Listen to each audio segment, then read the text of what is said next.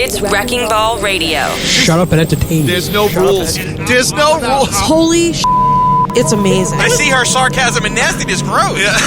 This is Davin's Den.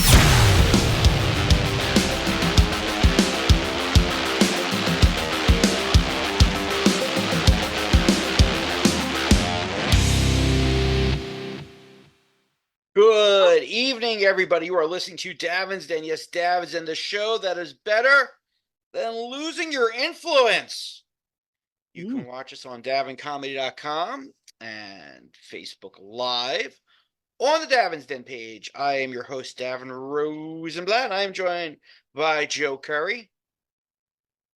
Joe? Joe can't hear, or we can't hear Joe. I saw his mouth moving. I see his mouth moving. Yeah, sometimes Joe has like the mute on, but Hi, sorry about that. I had it on. I understand, Joe. It's only been a few times we've done this. And Pip Helix. Hello, Pip. Hi, everybody. Well, at least we got the first tech out of the way within the first couple of seconds. Hopefully we will be tech-free. Hopefully my cable company will cooperate tonight and the internet will not go out, and hopefully we'll be fine. No harm, no foul on that one. No harm, no foul. What's the matter, Joe? You look more distraught than usual. Never mind. Oh, I said you look more distraught than usual. No, don't worry. I'm fine. Okay. How are you, Pip? I'm okay. Yeah. Yeah, as I told you, the reason I'm not up by you is some tummy trouble. But other than that, everything's okay. I got to decide. I haven't been to Florida. Well, I'm going to Florida next week, but that's to visit my mother-in-law. I haven't worked in Florida. I didn't work in Florida last year, which was the first time. And I got offered some work today for Florida. I got to decide if I want to go, though. I'd be going in the fall. I have to decide if I want to go, if it makes sense. Is it not enough work? What? One at a time. Okay, now nobody at a time. Jesus Christ! What are we doing? Is this the first time we're doing this? Well, we're like Chip and Dale. We both tried to go, and then we're like, "No, after you. No, after you." No. Is there not enough work to make it worth your while to go down there? Well, that's what it is. I have a Thursday through Saturday, which I've done before, which I like. I like it. They put you right on the beach, but the Wednesday that I was going to add to it, I can add it. I was offered that, but the money's less than it was. That budget went down. A Monday, Tuesday, which I did a couple of years ago, which was very enjoyable and very nice. That is out of business. I was going to ask for oh, damn, that's out of business. So I got to see how aggressive I want to be with this. I already spoke to my pal Sharon Simon. I think if I go and I can bring someone, I'm going to bring her with me. I've never taken a female feature with me on the road for a week, but Sharon's a pal, so take her with me. But I got to figure out if it works. I don't know. I'm doing that thing that I've done for years. Can I make this work? But I'm older now, and it's like, can my bones handle this? Is it worth it going for the work? But we'll see. Well, is it that traveling is much harder than people seem to realize who don't do it a lot. It's just exhausting. I don't mind driving, but my car, I don't know if she would drive or if I would drive, or I don't know if she's going with me, not going with me. I don't know what it is, but my car, it's got 323,000 miles on it now. I get a little bit more nervous every time, and I don't mind flying down. I don't mind flying down at all, but the rental cars are so expensive. So in the past, I would put together like 2 of these weeks together, but I don't know. I mean, the comedy climate has changed, so we shall see. But I do like dipping my toe in Florida. I've always done Florida. I just never wanted to live there. And this is the first time I'm going now to see the mother-in-law next week with the family. And I purposely did not try to take any gigs because I have not gone away and been off. I don't know, 21 maybe, something like that. Oh my You know, God. yeah, I mean, because when we go away, I haven't gone away and been off 2001. yeah, and it shows. You're miserable. I don't want to. I mean, it's like I tell my daughter, what's the point of living life if you're not happy? She works her ass off. I'm like, but you got to enjoy yourself too. I mean, at some point, you have to enjoy the fruits of your labors. So, no, I know. And you make sure others around you don't either. But I don't know if that's the best way to live. I think there's something. I think there's. Listen, I have a very hard time not doing something. Even when I'm here, every day I'm doing something. Yeah, I'm like, oh, why don't you just stop? Back away from the computer. Don't edit that. Don't reach out to these people. Don't, whatever it is, don't do it. And I can't. I'm a little bit of a workaholic, but you're kind of that way when you work for yourself, because if you're not doing it, nobody else is. So there's that. But I got to figure out what I want to do. But it wasn't, because I actually asked the booker, because I kept on emailing, and I hadn't worked for them since before COVID. I finally said, I go, am I out? Because you get to that point, go, all right, you're not responding. Am I out? If I'm out, that's cool. I don't want to darken your door anymore. Like, no, you're not out. We just don't have as much work as we had before COVID. I'm like, oh, yeah.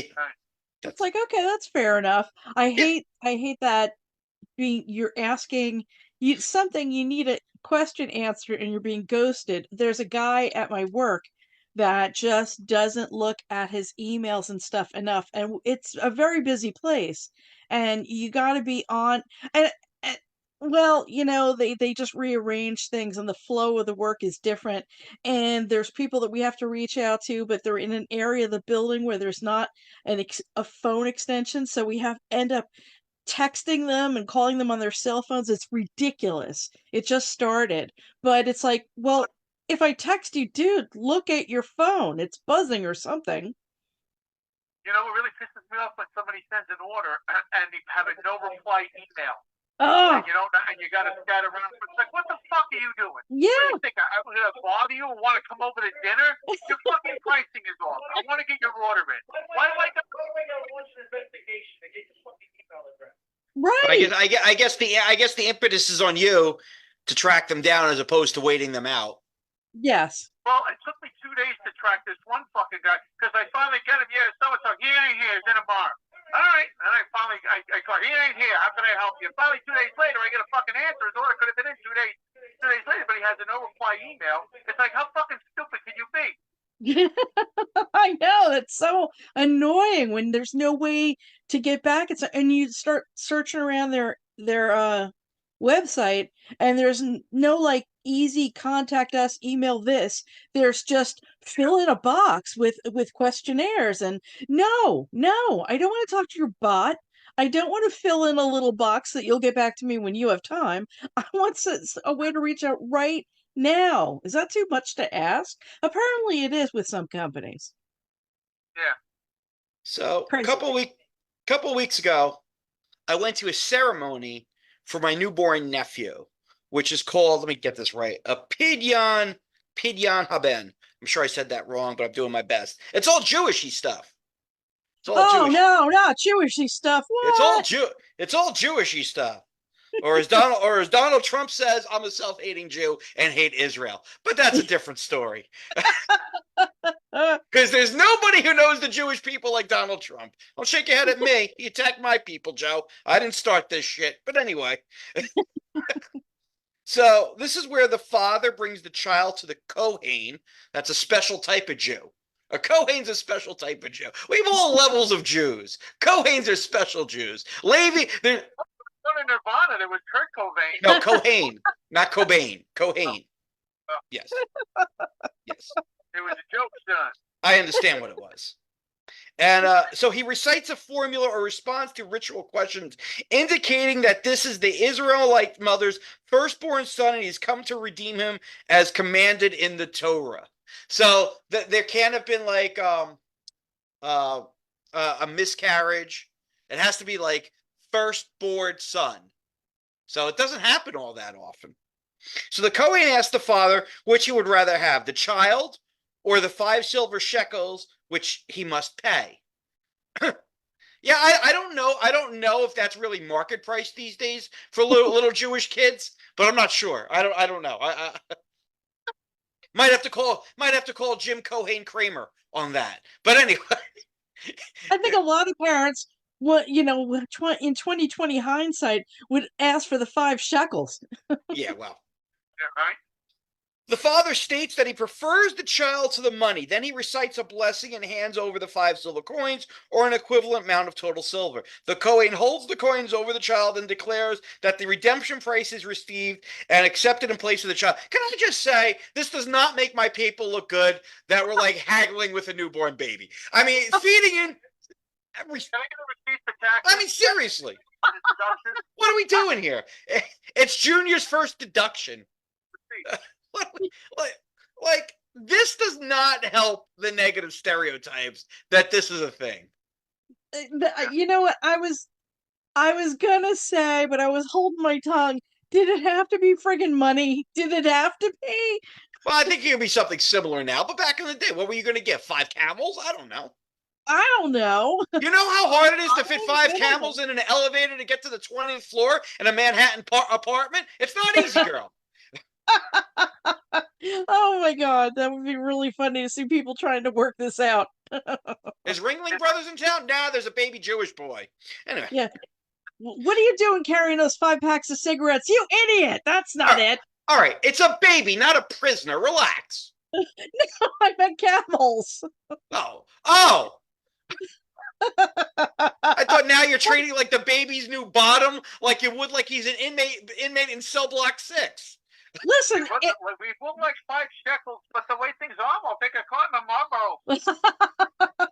yeah, if cigarettes are the price these days, hey, who am I to judge? All right, so the redemption price is received and accepted in place of the child. By the way, again, my thing, God, bad guy. What are we doing? What are we doing? God, where are all these stores in heaven that God is collecting money from every religion? Always needs this money. Talk about inflation here on earth. What is inflation in heaven? Is there a 7-Eleven? Is there a Krausers? Is there a Macy's? A Nordstrom's? Are there no outlet malls? What the hell is going on in heaven where God needs all this money? I think God would turn around and tell you run the place for eternity. Okay? The money's constantly drying up. You know why? Because the place goes on for eternity. No. I created the earth. I can create more shekels. It's ridiculous. If I can create the earth, what do I need you to give me money for? I need the money. I'm the money maker. God is saving up for a Winnebago so you can go down to Florida and not be on the job. God's gonna retire in Boca? Yeah. He's just he just needs a big vacation. Yeah, I look forward to seeing the God in the Villages next time I'm there. I think he did retire because there's a Ben's Coach at Deli in Boca, and I think it went down there for that reason. So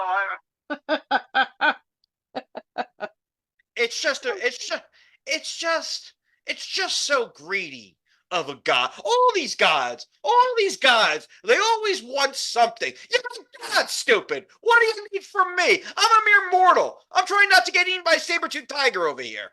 Well, I do the joke time to time. I go, yeah, I have friends that go to the temple, and you have to pay to go to temple. The Catholic Church would never do that. Don't get me wrong; they want their money, but they wouldn't do that. Oh no, but the basket on the stick is out there. Come on. Oh yeah, no, yep. And Well, the envelope, you would have to hand the envelope sometimes directly. We would call Mr. Perry. We didn't see the envelope in it. Well, I didn't realize Father Keys was going to Florida next month. I'll do something next month. Let me ask you this. Out for that stuff. Oh, yeah, Where they is would. the handoff? Where is somebody dropping the loot off to God? You never see that. It only goes as far as the holy figure. You never see the holy figure handed off to God. Who gave the holy figure all the rights to spend it? Venmo. There wasn't always Venmo. There has always been Venmo. He created that in the 8th day, but he realized he needed the cash for the other 7. It's just such a racket. Anyway, Thank God created Venmo. I love it. He created everything if he's God. And if he couldn't create it, then how God is he? Come on now. Let's go. Raise your game, God. You created a platypus. You can create PayPal. Let's go. And you want to know something? That had to be. I knew with the platypus, there was one day look at all these spare parts. I'm like, what can I build with this shit? I put this there. But that's another problem. Any kind of platypus. Why is God having spare parts the way I would from a dresser from IKEA? What the hell? You God. You should be able to put this shit together. Busy, you're up to your ass. You get, it's day 6 or almost done. You got all the stuff. Then when he's done, he's walking around. He's like, I gotta get this shit out of the garage. Man, I got built. I'll come with platypus. What does platypus mean? All sorts of shit with a tail. That's what a platypus is. I would say the platypus is the transgender of the animal community. All kinds of parts. I would say I was going to be a duck, but then I wanted to be a weasel, and I identify as it's laying eggs. It's animal fluid. Animal fluid. Yeah. Ew, animal fluid. So the Kohen would not receive the child if the father would refuse to redeem the boy. The function of the question is merely to formally endear the mitzvah or the good deed to the father. The ceremony traditionally takes place before a minyan of 10 men, 10 Jewish men of bar mitzvah age, so 13 or older. The child is sometimes presented on a silver tray. Ooh, delicious. I like the little apple in his mouth. You know what's annoying? How much he squeals when you put those little toothpicks in him to get a taste. Yeah, I know. Well, in his defense, he just had his schmeckle chopped off. He's a little distrusting at this point. True. No more sharp objects. Oh my God. Surrounded by jewelry lent for the occasion by women in attendance. This is to contrast with the golden calf when gold and jewelry was used for a sinful purpose. So this is what we were attending. I want to give you the background to what the heck we were attending. So I went to New York City to my nephew's grandparents' house. These are the parents of my niece's husband, and I don't think I've ever met them before. Maybe at the wedding. I don't recall. So I'm not wearing a yarmulke. You know me. I don't like to wear a yarmulke. Why don't really? That's kind of sacrilegious, isn't it? I mean, it's not like I voted Democrat, Joe. I mean, come on now. I just didn't want to wear a yarmulke. Lots of Jews don't wear yarmulkes. It sounded very much like you said a Yamaha before. They would have been mortified. My parents would have been fine, but they weren't there. So we know that when it comes to religious rituals or going into temples or places where God's running the show, I kind of get the douche chills. I kind of expect to burst into flames because I know I'm a fraud and I'm not sure what the big guy is. And, I'm not going to lie to myself about why we're there. I'm there to please other people. I'm not there of my own volition. So. Usually not. But Joe, I do have a yarmulke in my pocket in case of emergency. Break out yarmulke. That's all. You carry an emergency yarmulke. I appreciate that. I'm a little Boychik scout. That's what I am. I'm a Boychik scout. But no, like if it's necessary to wear the yarmulke, I'll wear the yarmulke. If I don't need to wear the yarmulke, I'm not going to wear the yarmulke. That's all. So we're in the house about 5 minutes, and I'm standing there, and behind my newborn nephew's grandfather tosses a yarmulke on my head. Like I'm a ring toss. It was not. I don't know this guy. And I didn't know he was behind me. Well, right. I don't know where that yarmulke's been. I mean, heads are sweaty things. Yeah. So he tossed it on your head? I thought it was just he made you wear it. He tossed it on my head. Oh, okay. He's behind me. It was a stealthy ring toss. How dare you? Yeah, really. That's pretty nervy. Good shot. He was a good shot. I'll give you that. Within one deft motion, I reach into my pocket and I grab the one off my head that he tossed. I toss at him. And I go, I got my own. Good for you. Oh, yeah. Go, Paul. What are you doing? What are you doing? What do you mean, what am I doing? I don't want to wear that filthy yarmulke. I don't know where it's been. And I'm certainly not a. You don't do that to somebody you don't know. You ask, hey, could you please? Or we would like you to. What happens if I'm not Jewish? He doesn't know me. Right. It's Sometimes you have to. I mean, when of course I think a couple of cases. One time I remember when Al Ross got arrested for a writing partner on the way to the world. When Al Ross passed away, I put on a yarmulke. You know, I out of respect. Yes, but nobody would toss one onto your head like they were going to get a goldfish at the end of the carnival. Oh, okay.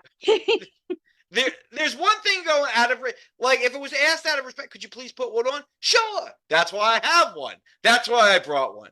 But you don't go just sneaking up behind somebody and tossing it. That's how you get hit.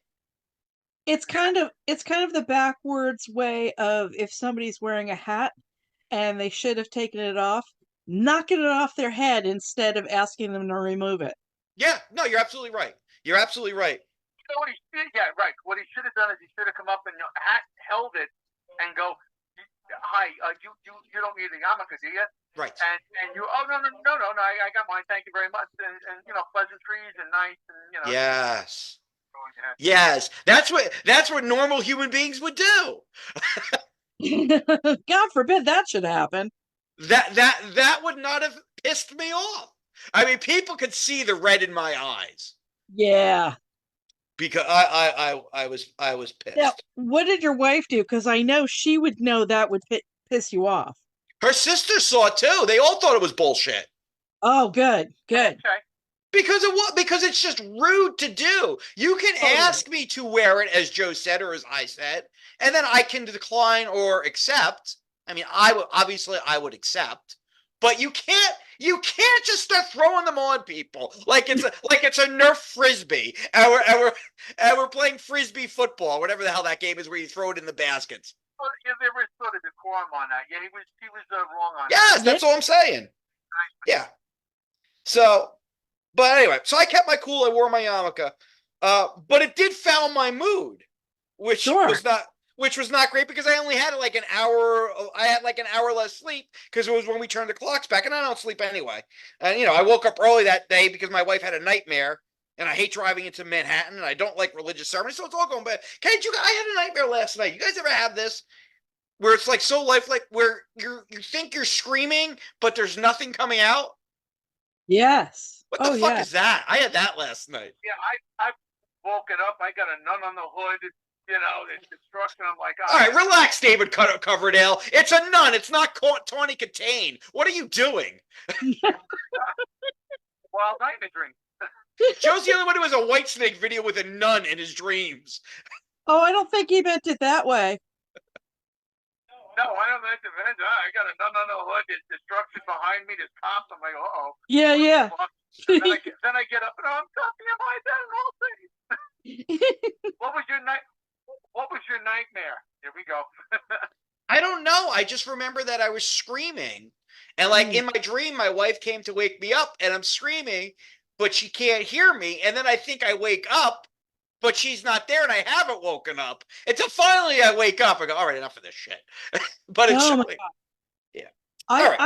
I've made like strange strangled noises trying to scream in my dream. And Mr. Helix is like, what was going on over there? You know, there was a true story. Some guy that stole a Rolls Royce, destroyed 3 cars, went through a fence, slammed into somebody's house, and the guy's probably sitting behind the wheel trying to wake up. No, this is real. You're going to jail. Oops. So the good thing was, the wife made amazing food and a lot of it, really good homemade food. So things started late, and we had over an hour drive home. It's a bit after 8. We're about to go, and they want to pray after the meal. So in Jewish religion, you pray after the meal. In the Christian religion, you pray before the meal. Either way, you're giving thanks. Yeah. It's just when you do it. So they want to pray after the meal. 1 minute earlier, not an issue. We're gone. 1 minute earlier, I am out of there. I avoid the prayer after the meals. I'm on the road that much quicker. But my wife decides. Look, I realize enough is enough, but how did you pull that off? Well, my wife decides it's no big deal for us to stay for this. Okay. Right. Okay. Yeah, of course she did. Fine. Now they want to daven what they call Marav, which is the evening prayers. So there's the Mecha, which you do earlier, and the Marav, which you do later. The Marav. They want to do the Marav, and so and again, how many times do you have to pray to God? How needy is this guy or gal? Enough. Sometimes it's pestering. Oh, could you please? All right, leave me alone. I'm making a lightning bolt. I'm throwing you over here. No. He made the rules. This is what he wants. So you think God's a narcissist?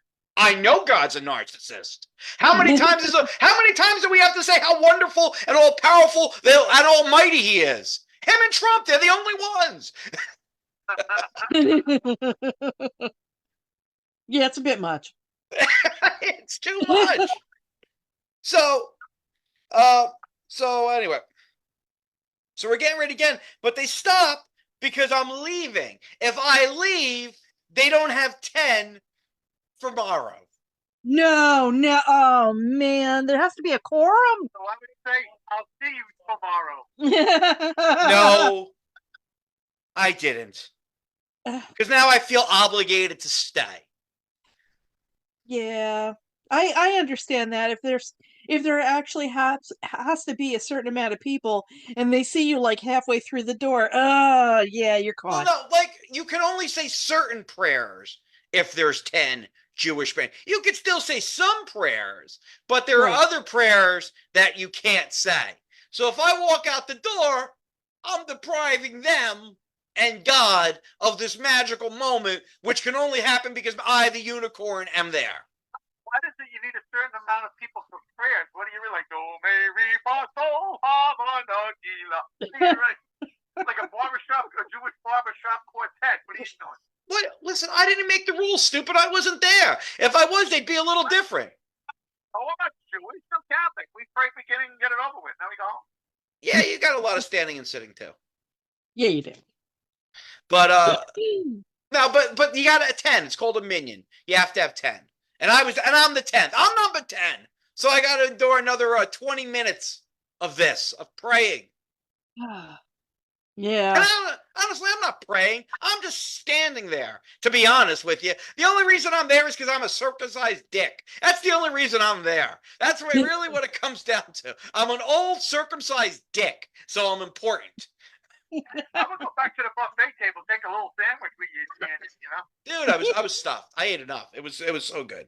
But anyway, I even thanked Reen-Toss grandfather, thanked the grandmother, and I left. But I was not pleased. No, that does not sound fun. I can't with this stuff. I can't. I understand. There's sometimes that, these religious things that you get involved in, it's like, why do I have to do all of this?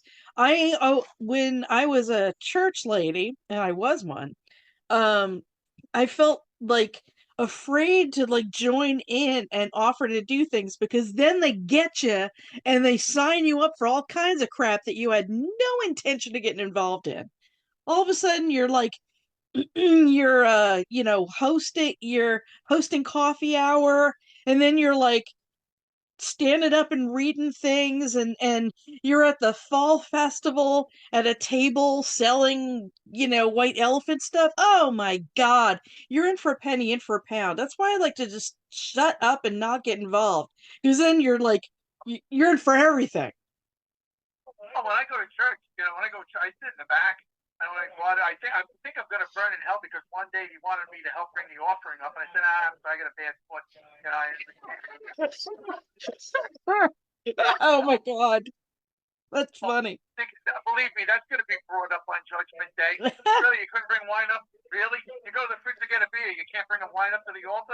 Sorry, Father, I got a little bit of a limp. Sorry. Sorry, Padre. I know he died for our sins, but my tootsie hurts. Oh my god. Well, not my god, your god, as the case would be. Dude, your name is Foot, and that was the best you could come up with? Come on. Oh, believe me, I got other shit I got to cover for. But I think it's one of those things. It's like with your boss.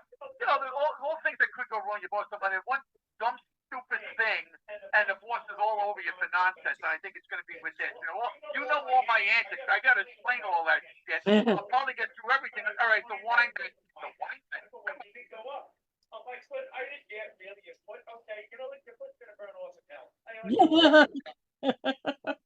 I think it's going to be touch and go for you. I think it really depends on who you're going up with, like if they grade on a curve or not. Like if you're going up with like a bunch of serial killers, you're good. But if they're going up with like normally functioning human beings, it's going to be a rough day for you. There might be some time in purgatory until they make a final call.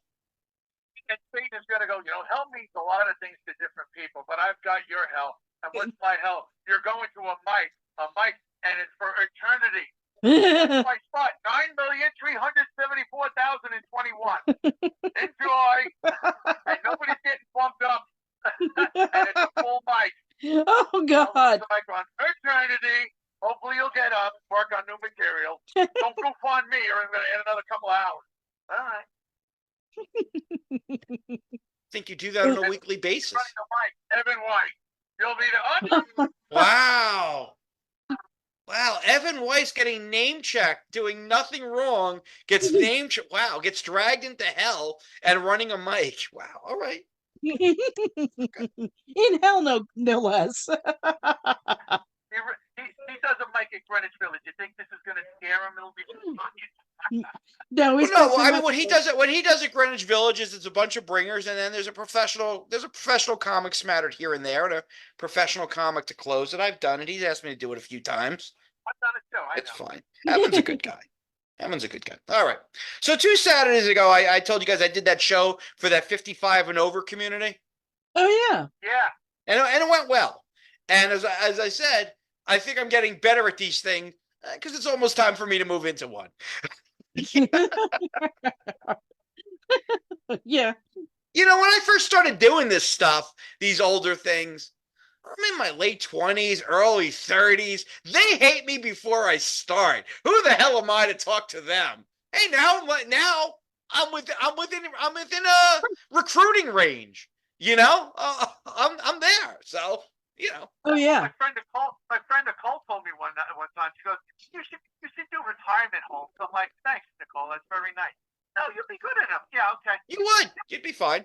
Maybe. I don't know. Depends. They So they don't like to be yelled at. That's what they're going to be wearing. Stop it.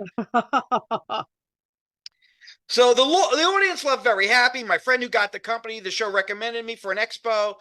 So my friend who got my company, the show recommended me for an expo for 55 and over communities throughout New Jersey. And the lady who's running the expo called me up.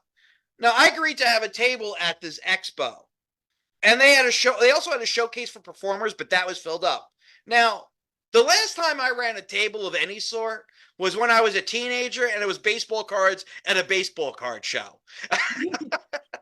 Aww. I'm trying to sell a Don Mattingly rookie. That's the last time I've done anything of this sort, and this is not of the sort. I don't go to expos. So I got no experience and no materials, and I got about a week and a half to make this all happen. Oh boy. So I figured I needed some brochures. So I was able to get a lot of that information from my website and the pictures, and I threw a quote in there, which I thought was very nice, and I got some referrals on there.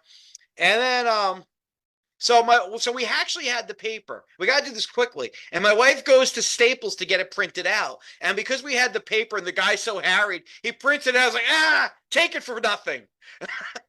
What? Wow. He gave us the brochures for free. Oh, nice. Wow. That was very nice. That was very nice. I was very happy about that. So I figured I would have the black curtain behind the table. I figured it would give it that show businessy type of thing, which I had. And I figured I should put a sign of some sort. I should have had a sign made years ago to hang during shows. Yeah. But if we're being completely honest, when it comes to setting up shows, I don't like doing it. It's a lot of shit. It's a pain in the ass setting everything up because nothing good. I'm futzing. I'm short. Things are just out of reach. You get one thing up, another thing falls down. It's a goddamn Bugs Bunny cartoon when I try to set up the gear, and I don't like it. So now I want to add something else to it. Fine. So we have like a small thing. We have like a small thing on my website that I didn't even realize I had on my website. We get it blown up, and when you get it blown up, it's all pixelated. So we have a graphic designer friend. So he made it look bigger and better, and he blew it up. So he did that on short notice. And then we send it out. Then I find this sign company, which has a quick turnaround. I pay 3 times more for the rush delivery than I did for the sign. I will tell you that. But it's okay. It's fine. And I will say signs.com was excellent. Excellent. I can't recommend signs.com enough if you need a banner or something or a sign. Yes. But anyway, yeah. And they're not paying me anything.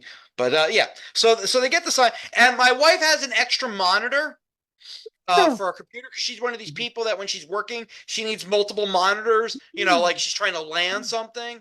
So she's got a bigger monitor. I'm like, you know what? I'll take that with me. So what I did was I filmed my set at the 55 and over community. And then I filmed a little bit of Paul Bond's set too, because he's got the guitar and everything. I'm like, you know what? I'll make a video. I'll play this, and it'll be playing when people come up. So I got the backdrop. I got the sign. I got the video playing. I got the business cards. I got the brochure. It almost looks like I know what the hell I'm doing. It almost looks like that. And the picture that he posted on Facebook, it looked like a little stage. And I'm like, well, unless you get Larry D. Police to close, you can't use that. No, didn't it though?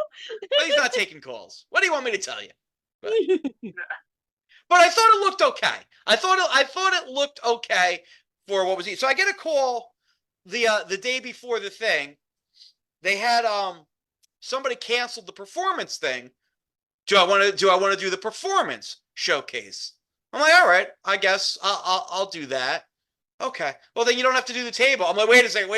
I want to do the table. I've invested in the table. I have brochures. I got a sign. I'm doing the table. If it's a choice between the table and the showcase, I'm doing the table. Yeah. So then she's like, all right, well, you'll just do both. All right, I'll just do both. So the place is 2 hours away from me. It's 2 hours away. I got to get there by like 8:30. My wife is out of town. My wife is in Massachusetts because she drove my sister-in-law who broke her foot to Massachusetts in her car. And after this expo, I have to swing by Newark Airport to pick up my wife. So I can't even stick around. So it's a full day. As usual, I got like 2 hours sleep on me because trivia ran long and then I couldn't sleep for whatever reason. And I loaded my car the night before, so I'm tired. I got coffee in me, and I get down there, and I want to say this: would you guys say that comedians who are always on are annoying? Oh yeah. Yes. You know what's more annoying? Singers walking around singing. That yes. 8:30 in the morning. I don't need that. I do not need that at all. Over at Anthony's house, we have a friend, great piano player, nice guy, but he's like one of those musicians that and he'll walk around and I told my buddy one, I go, does he understand everybody in this fucking place are entertainers? Yeah. We're either comics, musicians, or comics and music. Relax, all right? We're all fucking entertainers here. We get it. Yeah, nobody's impressed. Stop it. So I'm scrambling to set my shit up. People are walking around. See, the other people are on stage doing sound checks, belting it out. I'm like, oh, it is too early for this. I mean, this has nothing to do with their talent or anything. It's just like, oh, I'm so tired. I don't want to hear these soaring vocals at 8:45 in the morning while I'm trying to see if I can hook up the fucking monitor correctly. Yeah. Oh, that's way too much. Yeah. But so people start filling in. Oh, so let me tell you who's there. It's a lot of musicians, a lot of singers. There's a pianist who calls himself like a modern day Liberace or something. There's a cruise ship company. There's 2/3 of the Rack Pack. Frank and Dean are there. I don't know where Sammy was. Sammy might have had a bar mitzvah or something. I don't know where Sammy was. There's a guy walking around as George Washington, because I guess he, like, Washington comes alive, so he pretends he's George Washington, and he comes to the community and explains what George's life was like, and you can ask him. So that's there. There's a whole lot of things going on. I would love to ask questions. Excuse me, Mr. President, why is it $16 to get over your fucking bridge? $16. Country, stop being a mother and lower it down to $5. He's not really Washington. I'm not giving a shit who he is. I'm not paying $19. Yeah, you're getting there. 16. You wish, my friend. That's like a decade ago. Yeah, it's like, you know what? I don't care who that guy is. He said he's here to tell us things. I want answers. So people start filing in, and some people come by and ask questions. I think I'm pretty good at this spiel. I think as the morning went on, I got better, explaining what exactly the shows are, what we do, why it's unique, I feel pretty good about it. So the showcase starts, and some of these singers are extremely impressive. Some of them have been on Broadway, like in Les Mis. Wow. Yeah. And the audience, which for the most part is older, is eating this up, as they should. As they should. And I'm thinking, this was a terrible idea for me to perform. This was a stupid idea. I had successful spiel. There's no reason for me to go up and perform. Nothing good's going to come of this. Why do you say that, though? It's like, you've got the skills. Why not? Because here's the thing, and you guys should know this. Comedy does not follow music, much like comedy does not go well during Sponge Cake. There are certain things where comedy does not work. I'll have to write down the Sponge Cake rule. You know what, though? In certain settings, like if you're the only comic, okay? Well, sometimes it's like if you ever did a coffee house, like I would. If I ever did a coffee house, did we never do the Culture Cup? Right. But the difference is that it was pretty much, we were almost all comics there. Okay? We were almost comics. Right, but sometimes if you do like there was one up at Stony Brook here, that you go in, I'm the only comic. There's 2 guitar players and 2 poets. So for what your genre is that night, you're the only guy, so the audience is more palatable to listen to you in that setting than you would be, Okay. Now let's take your example and say one of the guitarists is Eddie Van Halen and the poet is Maya Angelou. I mean, we're not talking about open micers here. I understand that, but I really hate to say this. You're a professional, and you could do the gig. Yeah, but it's not. You're good at what you do. So why is there a problem? So then I see a group of men singers, and they do some comedy shtick in between, and that falls completely flat. So now I'm thinking, this either bodes very well for me, or this bodes very poorly for me. I don't know. Like, I just... So you're like, I can follow that. And then you go, I better. Well, no, it's not that. It's like, was the shtick that bad, or do these people hate comedy? That's what I'm trying to grab. I don't know. They gave him a standing ovation for the singing, but they were having nothing to do with their comedy shtick. Oh God. Oh, I would be schwitzing at this point. Yeah. So I can't even decide. I'm so in my own head. So there's a high stage where some people have performed, like there's a lot of the singers have performed, and then there's the floor. I can't even make up my mind where the hell I'm going to perform. I have no idea where I'm going. I don't know what I'm going to do. I don't have a set list. There's no preparation. I'm doing 10. I was advised to do 10 minutes and then do a 5-minute Q&A. I have no idea what the hell I'm going to, which isn't that unusual for me, because you're very good at improv and calling the moment and pulling things out of thin air. So it's not like you have a structured set that you rarely go off, and you don't have the. I mean, you go on. When you're thrown to the wolves, you make the wolves able to wag their tail. So it's not that big a deal for you. Well, right. It's still. Thank you, but it's still. I just want to point out there was no alcohol in this. Okay? This is a sober review. Well, I'll tell. I appreciate that. I appreciate that coming off of we all can't do crowd work that we were treated to last week. Always said there's also coffee in the Yeti, but nothing in this. All right. Well, I thank you. What you were both saying is very kind, but still, I'm out of my element. This is not a nightclub. You know, we're like, all right, I'll wing it. These are sober for the most part, older people in the middle of the day, and I don't have a game plan. And I'm looking around this room, and I don't have any genius shit to say to start off my stupid little skit. So, I really want to follow George Washington. I really wanted to follow the President of the United States. What are you gonna go on at, John Adams? I don't know. It would have been something. I follow Dean and Frank. Who? Demon Frank? Dean Martin and Frank Sinatra. Oh! It sounded like Demon Frank. I'm like, now that's an act that sounds like I want to see. Not Demon Frank, although some say he was a demon. I follow, and I decide to perform on the ground, and they bring me. The sound guy was amazing, very nice guy. He brings me Anthony was his name. Is his name. It's still his name. Why would it be was his name? It is his name. Anthony is his name. No, he changed his name after this. He doesn't want to be known. He brings me up to the shittiest music ever. I'm like, did you just bring me up to elevator music? Oh, God, why? Because that's what the people listen to in this. Don't bring me up to it. Are you gonna bring you up to Metallica? Yeah, really. Barry Manilow was there looking and said, "Hey, can we bring it up a little?" I mean, stop. I mean, come on.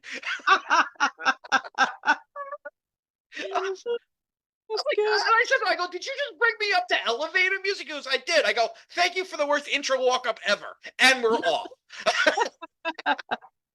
So I said I'm just here to hang out with Frank and Dean and get drunk with them. And after the show, I need a deal on a mattress, so I'm going to talk to Washington. Not genius stuff, but you don't got to be genius for this. So this is what I'm learning. This is as I get older and I decide, I need to make money. Less with the... It was explained to me this way by a booker who books all these dry bar guys. And that's who I'm competing with. And I used to work for this booker all the time, but I can't compete with a dry bar video. First of all, the production is insanely good. It looks amazing. But he goes, this is what I have to explain to you. You're giving me seasoned duck. I'm trying to sell chicken nuggets. Yeah, you're in trouble. But I get he's like what he's saying is your stuff is funny, but it's a little too thought-provoking. Even my non-edgy stuff is a little too edgy. As Joe would say, dogs are funny. That's what they want. And I'm starting to figure out, all right, I got to write some of this shit with like my own twist. So for instance, I wrote a bit and I don't have a lot of stage time coming up, but I have a couple shows going this week where I'll throw myself up on a guest spot. And I kind of took a different take. You know how like a lot of comics, they give you the, when we were kids and they make it sound like how everything is great. You know how they do that? And the audience applauds because they recognize it. Yeah. So I'm gonna be like, I've seen a lot of comedy. I always see her, when we were kids and the audience applauds, everybody says to go great. I go, I'm not gonna do that because I always thought it was hack, and they weren't great. And then I'm gonna do my stuff, and I'm gonna like talk about how things are so much better now. That's what I'm gonna do. Things like GPS. Why that's way better than being in the backseat of the car with Dad aimlessly driving around trying to find a goddamn Chinese restaurant which is 10 miles away, and he can't find it. And his mom's you're driving around for hours, and and then finally your mom convinces you to call a payphone, so you gotta search another hour for a payphone, and then you call and nobody picks up the phone, and there's no number 2 to press for directions because number 2 wasn't invented yet for directions or for Spanish, so whatever. That type of thing. And what the name of the restaurant is, and it's called No Here because I might steal that. That's funny. You steal that, George. Thank you. That's funny. But anyway, But anyway, that's going to be like my little take on it. How like an optimistic take. Like, no, things are way better now. And a little different take, like, and this just came with something so like last week, I see my wife. I go, oh, you're rifling through my drawers. Before we were married, rifling through your drawers meant you were going to get lucky. Now, rifling through your drawers means she's in your nightstand looking for cash. Bro. Yeah. So I'm starting to figure out how to put my little spin on what I have to do these cruise ships and all this other stuff. Because I'm doing less of the political stuff. And quite frankly, I'm tired of it. I mean, listen, he's at it again. But I figure I gave 5 years to it. Let the others have their crack at it. Well, now, how did your act go? Did I miss? So I riffed on all that, and then I went into it, and it went really, really well. Oh, good. Like I riffed the thing, and I did it at the on the show too. At the community center, I talk about trick or treating. You guys get a lot of trick or treaters. I go, no, you wouldn't in this community. There's no kids. The kids in this community are 55-year-olds, and you got. You want to know something? You know why it was good that you did both? Because think about the table. I mean, you were selling your act, you were selling you. But a lot of times people come by the merch table and they want to talk and ask and this, that, I mean, when you're trying to hustle shirts, it's a federal case, but I've done a trade show. I mean, events, but a trade show, you want people at you want the people at the table, you want to talk, hand out brochures, build the interest and stuff like that. So if you saw the act went well, they know you, they're going to stop at the table, they're going to take a brochure. Well, the table was before, Joe. The table was before the act. Oh, okay. All right. So that's why I'm thinking this whole time, I shouldn't have signed up I shouldn't have agreed to do the show. The table went okay. I'm just going to fuck it up. Because if I go there and eat my dick, it doesn't matter that I have other comics that I can bring. This guy's not funny. That's how it's going to be. Yeah. So I did the 10 minutes. It went really well. I go, does anybody have any questions? Nobody had questions. I go, okay, well, this is awkward. I'm going to go now. What am I going to do? You can't stand there for 5 minutes whistling. So people are stopping me on the way out. It went really well. My buddy who brought me in there called me up. He goes, man, they're like, you killed it. They loved you and everything. So I've gotten one call so far. This was like Thursday. I've gotten one call. We don't have a date yet. So I don't know. I mean, it seemed very positive. I don't know what's going to be, but the experience was worthwhile because I did something I've never done before. Joe has a trade show to fall back on. I don't even have that. So it was good to do it. But yeah, I gotta figure out how to be more like chicken nuggets, which fucking kills me. Yeah, I know, but no, this is what you're going for. Yeah, it doesn't mean that you're handcuffed. Look, when Adam comes off the road and he gets back to the city, whatever, he kind of freaks up because he's got to re-gear himself. Because if he's going to the, like I'll go, yeah, put him at the Charlottetown. I'm a little nervous. I go, why? Because I got all my road stuff. I got to switch everything around to the village stuff. So you have a full arsenal of stuff. Stuff used for this. But this is now imagine coming off the cruise ships and going to the cellar. That's what we're talking about. That's what we're talking. I'm trying to get on those ships. Thing. It's the same thing. Like, working the road is almost like the ship. No, it's not. The road, once you figure out who you are as a comic, and it takes years, you can pretty much do your act most places. Maybe a few jokes you can't. Maybe you have to explain a couple things here and there.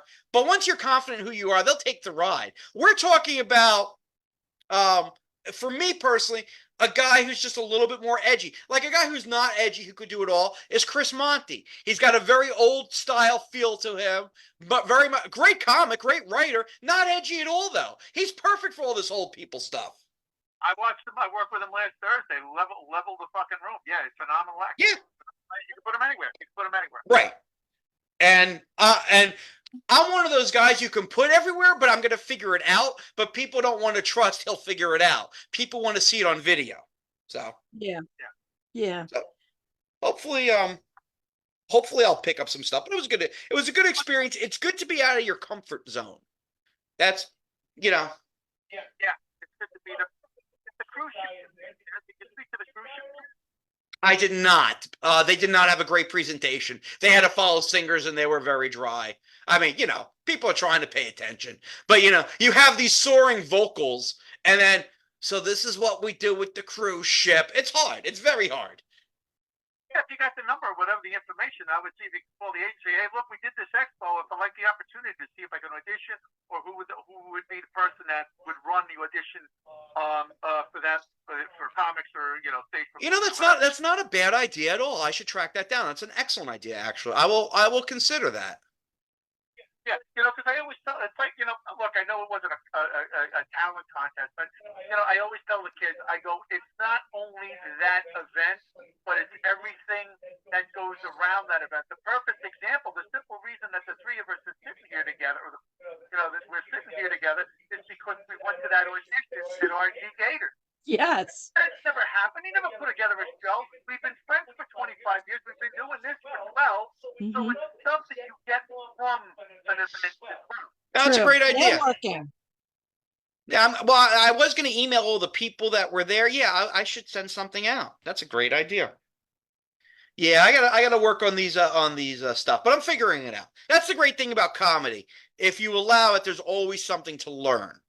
But you have to put yourself in positions where there's something to learn from, which goes back to briefly the conversation Joe and I had last week about that open mic. I know Joe's a good comic. He's not going to, in my opinion, he's not going to learn anything from those open micers. It's unless there's a bunch of vets there where you're spitting stuff off and then Joe can input on them and Harry can input on Joe. Those are your peers. They're looking at things through different eyes, but the same type of experience. An open micer, I mean, once in a while, open micer might have something to say, but Joe didn't want to hear from an open micer, and I don't blame him. But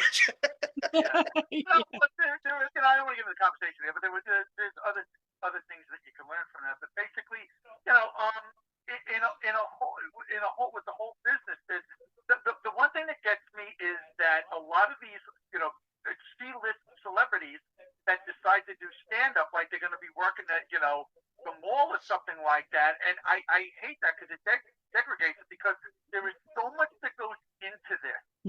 So much that goes into this. It's the thing about this is, well, anybody can tell a joke. No, not anybody can tell a joke. And it's stuff, you go to a mic, or you work on your stuff, you hone your craft, you go up, you take your air, and then you perfect stuff.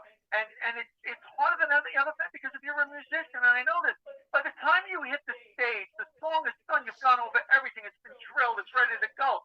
You're an actor, you go on, it's been rehearsed. You go on as a comedy, it's building by going. Yeah. And it's, me personally, I think it's one of the toughest things in the business is being a comic. So I hate when, like I said, these people, I'm going to do some stand-up. Really, yeah, it's insulting. Well, You know what you made me think of? You made me think of when The Situation from the Jersey Shore did one of those TV roasts. Oh, he's terrible. Died. It was terrible. But people come out and see them, and that's really what clubs care about. But anyway, so that's what was going on with me. Let's take our first break. We have new music from John Carr with The Eye in the Sky. You can learn more about John at creativeanddreamsmusicnetwork.com. We also have new music from Fresh Tracks with Playing Games. And you can learn more about Fresh Tracks at khb-music.de. When we come back, we will continue with our pig slaughtering scam. And Jenny, how can we be lovers if we can't be friends? How can we start over when the fighting never ends? We'll find out. All right. This is a 7-minute break. Okay.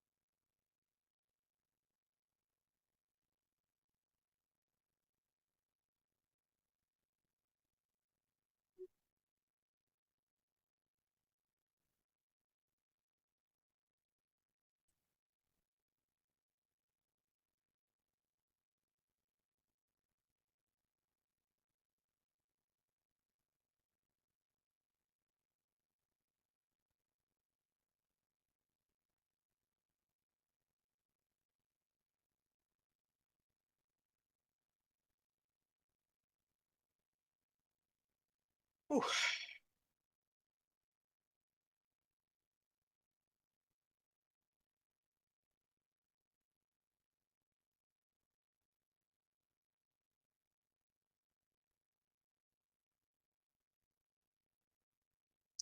All right, you guys ready? Yeah.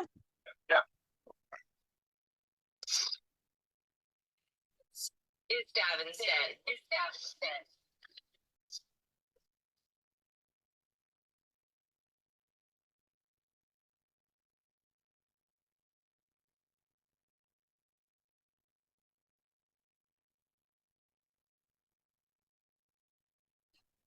And we're back. Part 2 of Davin's Den. We will do some scamming scammers with the pig slaughtering scammer Jenny. When we last left off, fake Davin told Jenny he lost money while investing with a love interest. Jenny was undeterred and unsympathetic, but Jenny thinks fake Davin thinks she is a fake, and he does, but he says he doesn't, but she is. She's not who she says she is. She's a real scammer, but a fake Jenny. I'm willing to bet. All right. Yes. Everything you just said. Exactly. So we'll pick up on October 26th of 2022. I say, hi, Jenny. Are we no longer talking to each other? Because we had last talked on the 24th, so there was a day off. She goes, what would you like to talk about? That's not promising. Boy. I go, I was under the impression we were friends. Was I mistaken? She goes, I like encryption. You don't. What can we talk about? Wow. Wow. I like encryption and you don't? Well, you know what they say? Encryption is the romance language. Right. Oh my God. I go, I never said I don't like it. We have talked about cats, books, cooking in the past. She goes, are you sure you didn't say that? I go, I never said I don't like encryption. She goes, yes, we have so many things in common that even I thought I found my man. But I don't want my man to be so cowardly. Oh, man. Wow. That's rough. So, like, scammers will often attack your core. Like, they'll call you stingy. I've never gotten called stingy in real life. Yeah, in scammer world, constantly stingy. Like a McScrooge McDuck. They're Yes. looking for money at every minute. Yeah. And I guess I just don't want to give it to them. Anyway. It's not. And but cowardly, they attack your man. I'm not a real man. Apparently not, because you're not doling out the dough. Well, I haven't downloaded the app. Well, that's the big problem. Yeah. Because then she can't get your dough. I go, you never thought I was your man. At least you never said that. And now you insult me? She goes, why am I speaking out? I go, I don't understand what you mean by speaking out. She goes, what do you think it means? I go, we've already established our miscommunication causes difficulties for us. The best thing is for you to explain. She goes, do you invest in crypto? I go, would a relationship between us be based solely on crypto? Apparently. Can you imagine? Can you imagine, like, in real life? I think you're kind of cute. But what do you think about Bitcoin? Yeah. I think that should Mr. Helix have chosen this particular avenue to woo me, there would be no Mr. Helix right now. I beg to differ. No. If he wooed you with this, you would have been like, take me in your DeLorean. What time machine are you talking about? I've never heard this thing called cryptocurrency. So, yeah. Come on, open up. Damn it. Hold on. My phone shut down. There we go. What kind of shenanigans are you doing over there? I go, would a relationship between us be based solely in crypto? She goes, not. I said, let's have more in common. I go, then it does not matter if I invest in crypto. And she says, important. One word. Important. Wow. Freak. I go, why? She goes, because I like it and you don't. I mean, this is real. This is really broken down. The charade is up. Yeah. Say, I'm rubber, you're glue. No more sweet talk. Well, I'm still trying to reason with her here. I go, first, a couple does not have to like everything the same. That makes life boring. Second, I never said I don't like it. Third, you don't even like me romantically. You never have. She goes, I don't want to argue with you. Is your wallet downloaded? Wow. Wow. Suck it, man, suck it. You need to get down and suck it. That's where we are in this relationship. Yeah, really. She is just like, you know what? I'm so done. Look, you know what, or get off the pot. Yeah, seriously. There's no longer wooing. You need to get down and pleasure me. That's where we're at. Stop your talking. Yeah, really. Wow. Yeah, that's bad. It's bad. It's gotten bad. Well, Joe said last week he thought the clock was tick-tocking away. So Yeah, he was right. it would appear so. I go, Jenny, you only want to talk if it's downloaded? She goes, yes. I go, if I have the wallet, then what? Open your wallet and I'll teach you. That's like what I said to young girls. Spread your legs and I'll teach you. It's the same type of thing. It's called Teach Me, Mister. Oh, Lisa in the chat says oral solves everything. Open your legs and I'll teach you. There you go. That's clearly. I go, how would you do that? I give you my login info? She goes, I don't need your login information. I will teach you how to get into a trust plan. I believe this is the Scheme Plus trust plan that we've heard so much about. It was a trust scheme, is what she called it. Yes. I go, and to continue with you, I must get into a plan? She goes, you can do this. And I go, and if I do this, we are a couple? She goes, of course. So it's all laid out on the line. She's not conservative. She's a prostitute. Right. And we know her price. Right. For the mere price of enrolling in this trust scheme plan, you can have my cyber poontang. Really. Trust scheme. I go, and if I don't, I'm nothing to you? She goes, no, it's good for you. Believe me. I go, does a relationship with you mean I always have to do what you think is best for me? She goes, yep. Wow. This is Now, this goes back to what Joe always says about being the poor, lonely person there. You know? Yeah. Yeah. You're going to invest in that. It's companionship. It's somebody to talk to. Yeah, And- but she Somebody bossing them around. But she hasn't even given me a cyber hand job. No, nothing even close. Yeah. I feel like she's overplaying her hand. She hasn't done the wooing of me enough. Yeah, she's been overplaying her hand and it hasn't been landed on your pecker. Joe understands how the bit works. I go, so relationship with you means you are in charge. She goes, no, everyone has a right to choose.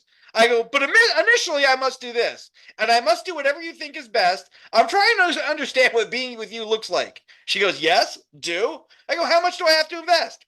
You first enter to view trust plan funds. The amount of investment is optional. I go, what's the minimum? $500. A $500 minimum, kids. Shit. 500 to open? That's a little rich for me. I go, I think I invest 500 and you were my girlfriend. Like, I'm just really trying to lay this out for people. Yeah, just okay. It's like, so that's your price? Yes. Which, to be fair, to put up with me is not a lot of money. No, it's really not. No. She goes, you can also make money yourself, but we could take a deeper look. You open your wallet, I teach you how to buy US dollars. Trade. But here's the thing. I've told her I know how to invest in crypto. I've explained to her that I know this shit. Yeah. But She's it being means nothing. insulted. I go, if I did this, if I did this, it would be to appease you. She goes, you don't need to appease me. I need the two of us to be happy. Go on happily. I don't feel happy. And I don't feel like there's two of you. You know what I mean? Like, there's not a couple here. I feel like it's me versus a team. Yes. Well, it is actually. I go, me doing exactly as you say seems to be the only thing I can do to make you happy. She goes, I'm happy and you're happy too, aren't you? Do I look happy? Do you sound happy? I'd go, I'd be happier if you respected me and wanted to be with me for who I am and not what I invest in. Yeah. Wouldn't every human? She goes, yes, this is true. So she acknowledges that that would be better, but she's not about to give that. Everybody's got their marching orders, as Joe likes to say. So Yeah. Yeah. I go, in order for you to be with me, I must invest in this. She goes, so are you ready now? I go, what is being in a relationship with you like? She goes, I now teach you to buy US dollars and participate in the trust plan. I can't tell this. You need to feel it. I got to tell you, it feels like I'm getting fucked with a jigsaw and sandpaper. Now you started to get kinky. Right? Yeah, really. All of a sudden, I feel like I'm in Joe's love life, and I don't like it at all. You like it rough, like really gritty sandpaper rough. I feel like if I do this thing, I'll feel okay at first, but then I'll have remorse and regret afterwards. Oh yeah, I would. Yes, yes, yes, yes. I go, are you loving? She goes, open your wallet, screenshot to me. Yeah, open your wallet, screenshot to me. That's a bad boy, isn't it? Open it for mommy. Look at how deep that wallet is. Look at that Yeah. crevice. Let me stick my hands in your wallet. Let me get deep inside your wallet. There it is. I think Otto had a phrase. Otto called something a wallet, but I don't know if it meant the same thing. The way Otto called it a wallet. Yeah. I go, if I do this, I'm doing this to be with you. She is waiting for you to download the wallet and talk about it. I feel like you're bragging right now. You are, or she is? Well, that's what she says. Oh, okay. I feel like she doesn't know what bragging means. No, I don't think so either. Yeah, really. There's another thing for her dictionary mess ups. I go, bragging? Hardly. I feel a little pathetic, actually. I go, in order to be with you, I must invest, as you say. She goes, don't disturb my peaceful life if you don't download it. Like, this is, wow. Wow. Like, Wow. I don't she must have been told you got to cut and bait, but this is not the way to get somebody to do what you want. No. Yeah, it's like, don't bother me if you're not going to do what I want. Just go away. You know, she's basically saying, do it or go away. Yeah. I go, it was you who came to my DMs. She says goodbye. Wow. I go, and it was you who said we would be friends whether I invest or not. She says, and I quote, goodbye. Oh, no. I go, okay, I was actually going to do it after dinner tonight. She goes, let me know when you do. Oh, here's a little bit more twine for you. What do they call it? Fishing? Here's a little bit more line for you. You got to keep this fish on the hook a little bit longer. No. Yeah, it's like, you know what? Get to it after dinner and let me know when you've actually done it. Until then, bye. Bye. I go, you already threw me away, crying emoji. She goes, then you go to download it now. I go, can we do it? Can we do this on video chat? I learned better with the combination of visual and audio. She goes, and I quote, no. Wow. Wow. And damn. It's almost like she's not the girl in the avatar. Wow. This is so harsh. What if you really were like having feelings for her? I don't know how you would develop them with this person, but I mean, if you really did think you saw the picture and you're like, wow, she is the woman for me, and you have built up this whole scenario, and she's like, do it now. No? Bye. Oh, God, you'd be broken. I feel like this was kind of like Dominatrix. Oh, I see. So you're a bad boy, and yes, tell me how bad I am. Yeah. I go, why? She goes, I told you I don't like video chatting. I go, but it's how I learn. I don't do well with just screens. I have dyslexia. Sure, why not? Oh, Right. All of a sudden you do. All of a sudden I do, Pip. Yes. I came down with a case of the dyslexia. Oh, I hate that when that happens. You didn't get the shot? Well, that's the problem. I got it from the COVID shot. The vaccine Oh, gave me dyslexia. yeah. So I didn't get the shot for COVID-19. I got it for COVID-91, if we're being honest. COVID-91 gave you dyslexia. Nice. She goes, you just need to follow my steps. I go, I know, Jenny, but I struggle. She goes, consider it well. I go, let me think about all this. She goes, go. I go, okay, talk to you in a bit. She goes, okay. And then she goes, on October 27th, consider how. And I think that's a place where we can leave it for now. Consider If how. I consider how? Consider how. Think about that. Yeah, and just like out of nowhere. Consider how. How? How? Warning. How you doing?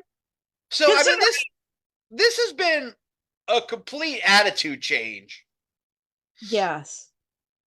Maybe got kicked up to management and management is not going to suffer this fool gladly. And it's just like, look, we gotta cut bait. Is he gonna invest or no? No? Bye. I think you're right. Yeah. I You spent too just, much time with this one. I mean, do you think this is the end? Is this the end of the line, kids? I'm Damn near thinking, close. yeah, I'm thinking really close because if they got kicked up to management and management is being this brusque with you, yeah, there's really I would be shocked if there was any way back, unless they kicked it back down to somebody else and they decided to take another tactic and be a little bit kinder. But yeah, as it is, sounds like a goner. Well, I mean, I could just download the wallet. Well, No. no, The no. heart wants what the heart wants, guys. Yeah, but it's just like teetering on the precipice, It's like you want to do everything up to that point. I You think know that, what's disappointing was at one point they were actually. I remember with this one at points thinking a little badly, is this a real person? At points, because they were yeah, pretty good. But you could see how when it doesn't go their way, it breaks down really quickly. yeah. Oh Yeah. gosh, yeah. And so mean. They're so mean. I will say this: the pig slaughtering ones are very mean a lot of times when it ends. Yeah. Yeah, that because this one wasn't even about being nice. This was just like straight to the money. Yeah, I can't imagine, as Joe likes to say, being a person in this real situation. And what I've had with her, I can't imagine going, okay, let's do it. I don't think she ever got me there. No. No. She was Yeah, not maybe even if she would close have to being warm and fuzzy. maybe if she would have spit on it.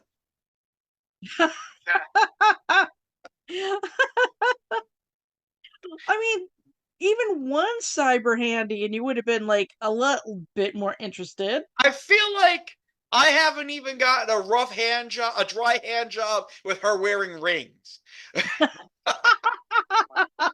Wow. Yeah, no, you haven't. All right. So we'll see. We'll see if that's it or not. All right, let's thank some folks. Like to thank Sensei Russ Fredico for his continued support. Thank you, Sensei. Yes, thank you so much, Russ, for all you've done, and you're such a great guy.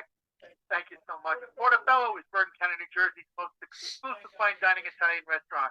Tuscan Villa setting will make you feel like you've been transported to the old country. And every dish prepared with care and attention to detail. And the Portobello chef, happy to cater to any dietary need of featuring every visit. It's not just a meal, but an experience. Portobello is open for lunch and dinner Monday through Saturday. And on Sunday, Portobello features a sumptuous brunch in addition to the dinner menu, which is available all day. On Friday and Saturday nights, Portobello features live entertainment starting at 9 p.m. Portobello Banquets, now that's your destination for that special event. Sweet 16, wedding, office party, anything that has to impress. Because their professional staff will ensure that your event will not be just an occasion, but a memory. Portobello Banquets also hosts a popular comedy night throughout the year, which Davin, sorry for the production. Yeah, I guess you had a great show back on Friday. Anything coming up in the future? That show was sold out and fantastic. We'll have a date probably next time we reconvene for the summer. And we'll keep you posted. Experience all the Portobello has to offer. 175 Rainbow Valley Road in Oakland, New Jersey. Learn more. Give a call 201-337-8990. That is 201-337-8990. Visit their website, portobellonj.com. You deserve the best. You deserve a great night out. You deserve Portobello. Side Spinning Productions brings all these great shows to Portobello and plenty of places. They could do it for you. Go to sidespinningproductions.com or give us a call 551-404-3094. Joe, where will you be? I will be in MacGyver. We're gonna pull shit out of thin air and go. Joe's gonna make a mic out of like a barbecue tongue and a pitchfork. That's what we're gonna do. You're onto it. It's gonna be the 21st, Thursday the 21st, McGuire's Comedy Club over in Bohemia. So it's gonna be at 8 o'clock. Go to bohemia.govs.com or call 631-467-5413. Friday the 22nd, I'm gonna be at the American Hotel with Aaron Berg. Dial 1877. All right, Wednesday, March 20th. I'll be in Hoboken at the Wicked Wolf Tavern hosting trivia, filling in one more time for Ryan Marr, so that I would come. It's free to play, win some cool stuff. Thursday, March 21st, Side Spinning Productions presents a live comedy in Newburgh, New York at the River Grill, starring Pat Dabieri, Michael Gregg. I hope I said his name right. I said Michael Gregg's right name. I hope I got Pat's name right. And Anthony Crescenzo, so that'll be a good show. And then Friday, March 22nd, Side Spinning Productions presents a live comedy in Monroe, New York at Scalia & Co., starring Erwin Loring, Ellen Karras, and Greg Radin. And I actually think I might do a couple guest spots on those, which I don't usually do on my own shows. But I want to work out some of this more chicken nuggety type of stuff, but a spiced chicken nugget. I'm working my nuggets out. That's what we're doing. As long as you bring the barbecue sauce, everybody will be entertained. Yes. So, all right. On the break, we got new music from Alpha Neutral with The Best Thing and LPT with Every Day. And you can learn more about both those artists at deucemusic.com. When we come back, TikTok! Now might be the time to sign up because it might not be there in a few months. And much more. All right. You got 7 minutes. Okay. It's the best thing I've ever had. The best thing. The best thing. This is the best thing I've ever had. This is the best thing I've ever had.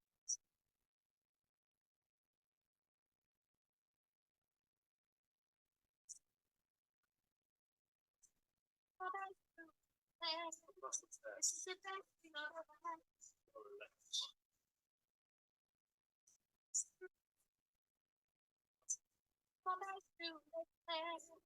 the best thing I've ever had. This is the best thing I've ever had. The best things. The best things. This is the best.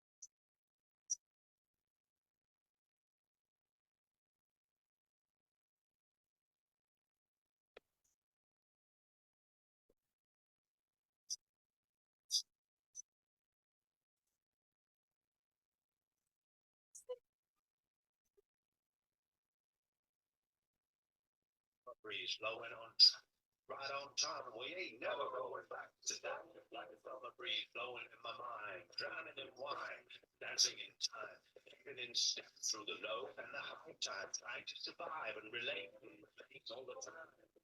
Connected to you. Connected to you.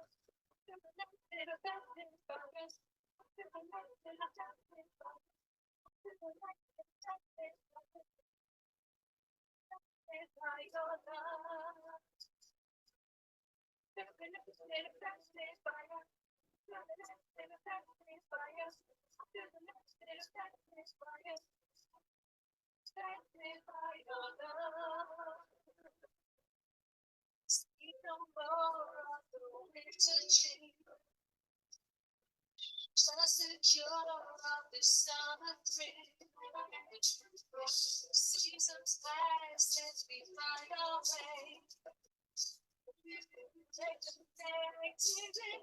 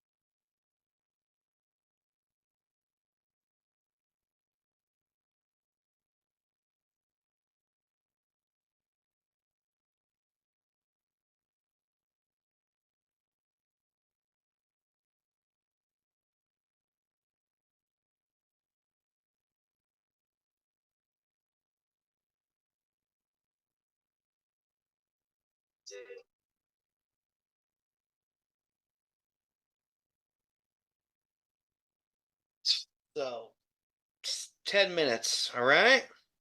Yuppie. Yep.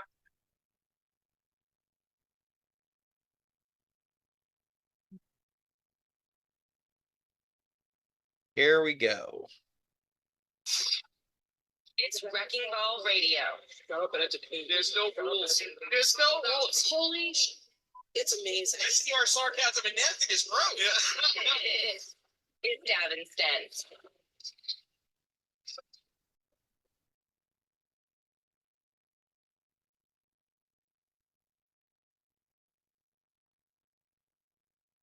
Good evening, everybody. You are listening to Davin's Den. Yes, Davin's Den, the show that is better than bringing down the national body count average. Don't you be that person. I am your host, Davin Rosenblatt. I am joined by Joe Curry. Hello, everyone. I hope everybody is well. Hello, Joe. And Pip Helix. Hi, everybody. Hi, Pip. On the show, TikTok. Enjoy it now. Dance to it now. It might not be here tomorrow if the man has its way and takes it away from you. Where do you rank in comparison to stooping as compared to your fellow citizens and other countries? How promiscuous are you? Are you a hoe? Yeah, you're a little bit of a hoe. Maybe you're prude. I was talking to you. You're a little bit of a hoe. And that's what a hoe would say.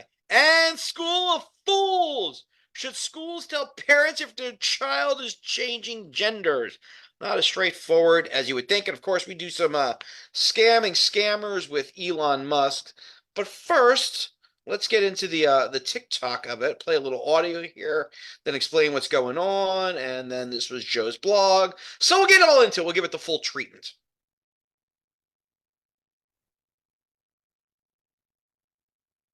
We start with breaking news. A bill that would ban TikTok here in the US if the company does not divest from its parent company based in China is headed right to the Senate. That's right. House lawmakers passed the bill with a large majority this morning. Take a look. 2/3 being in the affirmative. The rules are suspended. The bill is passed. Without the objection, the motion to reconsider is laid on the table. 352 House members voted in favor of this bill. 65 voted against it. More Republicans and Democrats supported it, but it was definitely bipartisan. Shortly after the vote, TikTok released this statement. The company said in part it is, quote, hopeful the Senate will consider the facts and listen to their constituents. Now, TikTok also warned of the harmful impact this measure could have on users and the U.S. economy as a whole. Before I give you guys the rest of the information, I just want to say TikTok's adorable. They want Congress to listen to facts and do what their constituents want. Aww! I love how precious TikTok is, thinking that's what Congress does. You're adorable, TikTok. You're a cute little social media app. Yes, you are. Okay. Let me rub your little belly, TikTok. Oh, you think Congress does what its citizens want? No, it does what the biggest lobbyists want. Anyway, all right. Lawmakers have long tried to regulate the platform because of its ties to China. They argue it threatens national security because the Chinese government could use TikTok to spy on Americans and weaponize it to covertly influence the U.S. public by amplifying or suppressing certain content. Yes, because without TikTok, where would Americans learn to get all their information wrong? TikTok has repeatedly stated that it would deny requests from the Chinese government for Americans' data, much like Taiwan tries to deny China. Works out well. It also points to Project Texas, an initiative that TikTok began in 2022 to safeguard American users' data on servers in the U.S. and ease lawmakers' fears. President Biden, who recently said he would sign it, he said that in a TikTok video, I'm sure. A number of senators have noted the upper chamber moves slower than its counterpart, which passed the measure just 8 days after it was introduced. Oh, it's a Hanukkah miracle. Critics say the bill violates the First Amendment rights of 170 million Americans on TikTok by taking away a platform they use to express themselves, get information, and communicate. Because I got to tell you, before TikTok was a thing, there was no communication or expression in the United States. There was no, you couldn't write or say or do anything. There was no podcast or Facebook or Instagram or WhatsApp. There was no, don't take away the talk. Anyway, some senators have said they want to make changes to the House bill, and an amended version would then have to go back to the lower chamber if it passed the Senate. If the House bill becomes law, it would make it illegal to distribute apps developed by ByteDance, its subsidiaries and other firms controlled by a foreign adversary, as opposed to the adversaries that live right here. unless the company offloads the app within 180 days. Oh, that's no big deal. A sale of TikTok faces its own challenges. The app is sure to have a multi-billion-dollar price tag, which few companies or investors could afford. A deal with any tech giant that has financial resources is likely to hit antitrust roadblocks. And any sale would require China's sign-off. The Chinese government has said it opposed a forced sale. The 6-month deadline to sell TikTok or be banned could also be extended amid a legal battle. TikTok CEO Shuzi Chu, that's his real name, who was on Capitol Hill on Thursday meeting with lawmakers, has indicated the company will challenge it. It is not feasible to do whatever the bill thinks it does within the parameters set out in the bill, the chief executive said. This will lead to the banning of the app in the country. Yeah, that's the idea. Prior effects to widely restrict TikTok in the U.S. have not been successful. The most recent case stemmed from Montana passing an outright ban last year. A federal judge temporarily blocked the law from taking effect in January, saying it was unconstitutional. This was Joe's blog. He did research. I suggest you read his blog, Joe. Yeah, so those top national security officials seem happy to echo those allegations of the Chinese control of TikTok. They're stopping short of saying that China has actually ever coordinated with the company. The interviewed CIA Director William Burns in an interview back at CNN in 2022, where he said, going to see what the Chinese To manipulate what the Chinese government has done. what it What could it could do. So take a look at what it could do. Have you seen TikTok? I mean, what are they going to steal? Dance routines? I mean, the main difference between TikTok in China and TikTok here is TikTok in China is educational. Show how to experiment. It's patriotic. Here, it's kids doing movie skits. So I don't. Besides being a First Amendment right, I think that they're overreacting. I mean, what they should be really concerning themselves is about China buying land, buying farmland here, intellectual property when trading with China.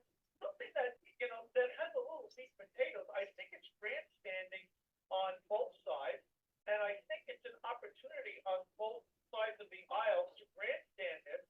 And without doing the research like this, it's easy to go, well, yeah, they should ban it. No, it's ridiculous to ban it because look what their audience is. You're going to steal from them. They've got other areas to be there. So that it's something more than a grandstand. I think what was that guy? Swami? I can't think of his name. Guy was running for Republican for the president as a Republican. He was saying it makes more sense to outlaw certain behaviors. Like if TikTok is selling information, outlaw that, but just don't do it to TikTok. Do it to Facebook. Do it to Instagram. Do it to all these apps. I mean, we got disinformation. We have disinformation all over the place. I mean, where the biggest disinformation comes. I have more of a problem with quote unquote news agencies where they're called news agencies outright lying or withholding things to shape a narrative. But we don't have any laws like that like other countries do, so they can say whatever they want and corrode our democracy. I got more of a problem with that than I do with TikTok. But like I said, my main concern is selling, farmland to China, intellectual property and doing trading. But the whole thing was, well, TikTok, this is a concern. No, the director of the CIA said it's probable, maybe a distant probability, but it has had no effect and they have not done it. I don't know why they're grandstanding over this. It's ridiculous. Well, there is the groupthink aspect of it. I mean, we saw right after October 7th how all of a sudden all the young people were all of a sudden pro-Hamas. I mean, and that had a lot to do with social media. But why are we just worried about like young kids, by young people being misinformed or heavily influenced? Like I said, our whole society is that way now. Yeah. Well, there used to be a rule saying that news agencies had to actually be trying to tell the truth, and that was taken away. It's really hard for me. Biden says I'm going to sign it into law. Well, then why did you just brag about having a new TikTok account, stupid? I mean, really? I mean, it's ridiculous. And Donald Trump was against TikTok before he met with like $1 billion lobbyist who's for TikTok. And now Trump is for TikTok. These guys are so ridiculous, it's hard to take them seriously. On both sides of the aisle. It's grandstanding, and it's grandstanding over nonsense. All right. Who are you sleeping with? We'll talk about it. All right. Next segment, 9 minutes. I will not talk about it. What? I will not talk about it. You most certainly will. Oh, yes, you will. Yes. Rules are. I'll put you on the talk.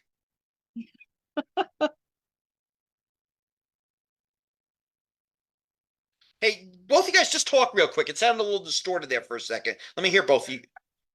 Check 1 2. Check 1 2. Does Yep. mine sound okay when I'm talking? You know, they both seem a little distorted. I think I want to call you both back. See if we can get a better Okay. connection. So let's do that. Okay. All All right. right.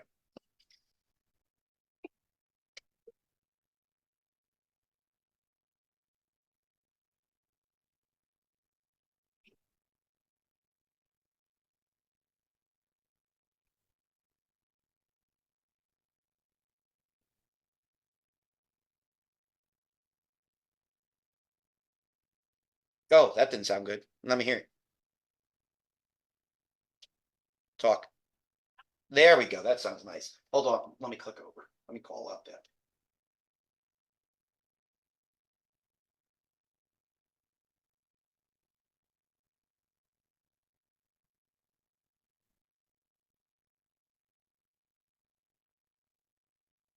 I am here.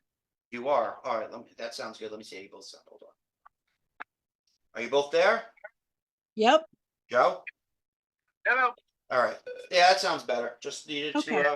to do a little refresh, hopefully. Hopefully that's all I am that. here. Fear me. I do fear you. You scare me. You're a scary woman. What do you want me to tell you? All right. That's all. This segment is a 9-minute segment. Gotcha.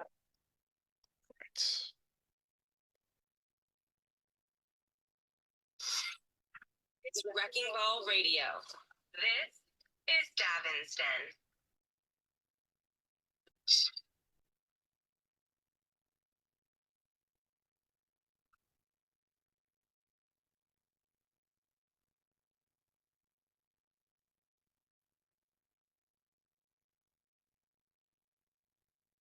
And we're back. It is our business who you are sleeping with because you are affecting our country.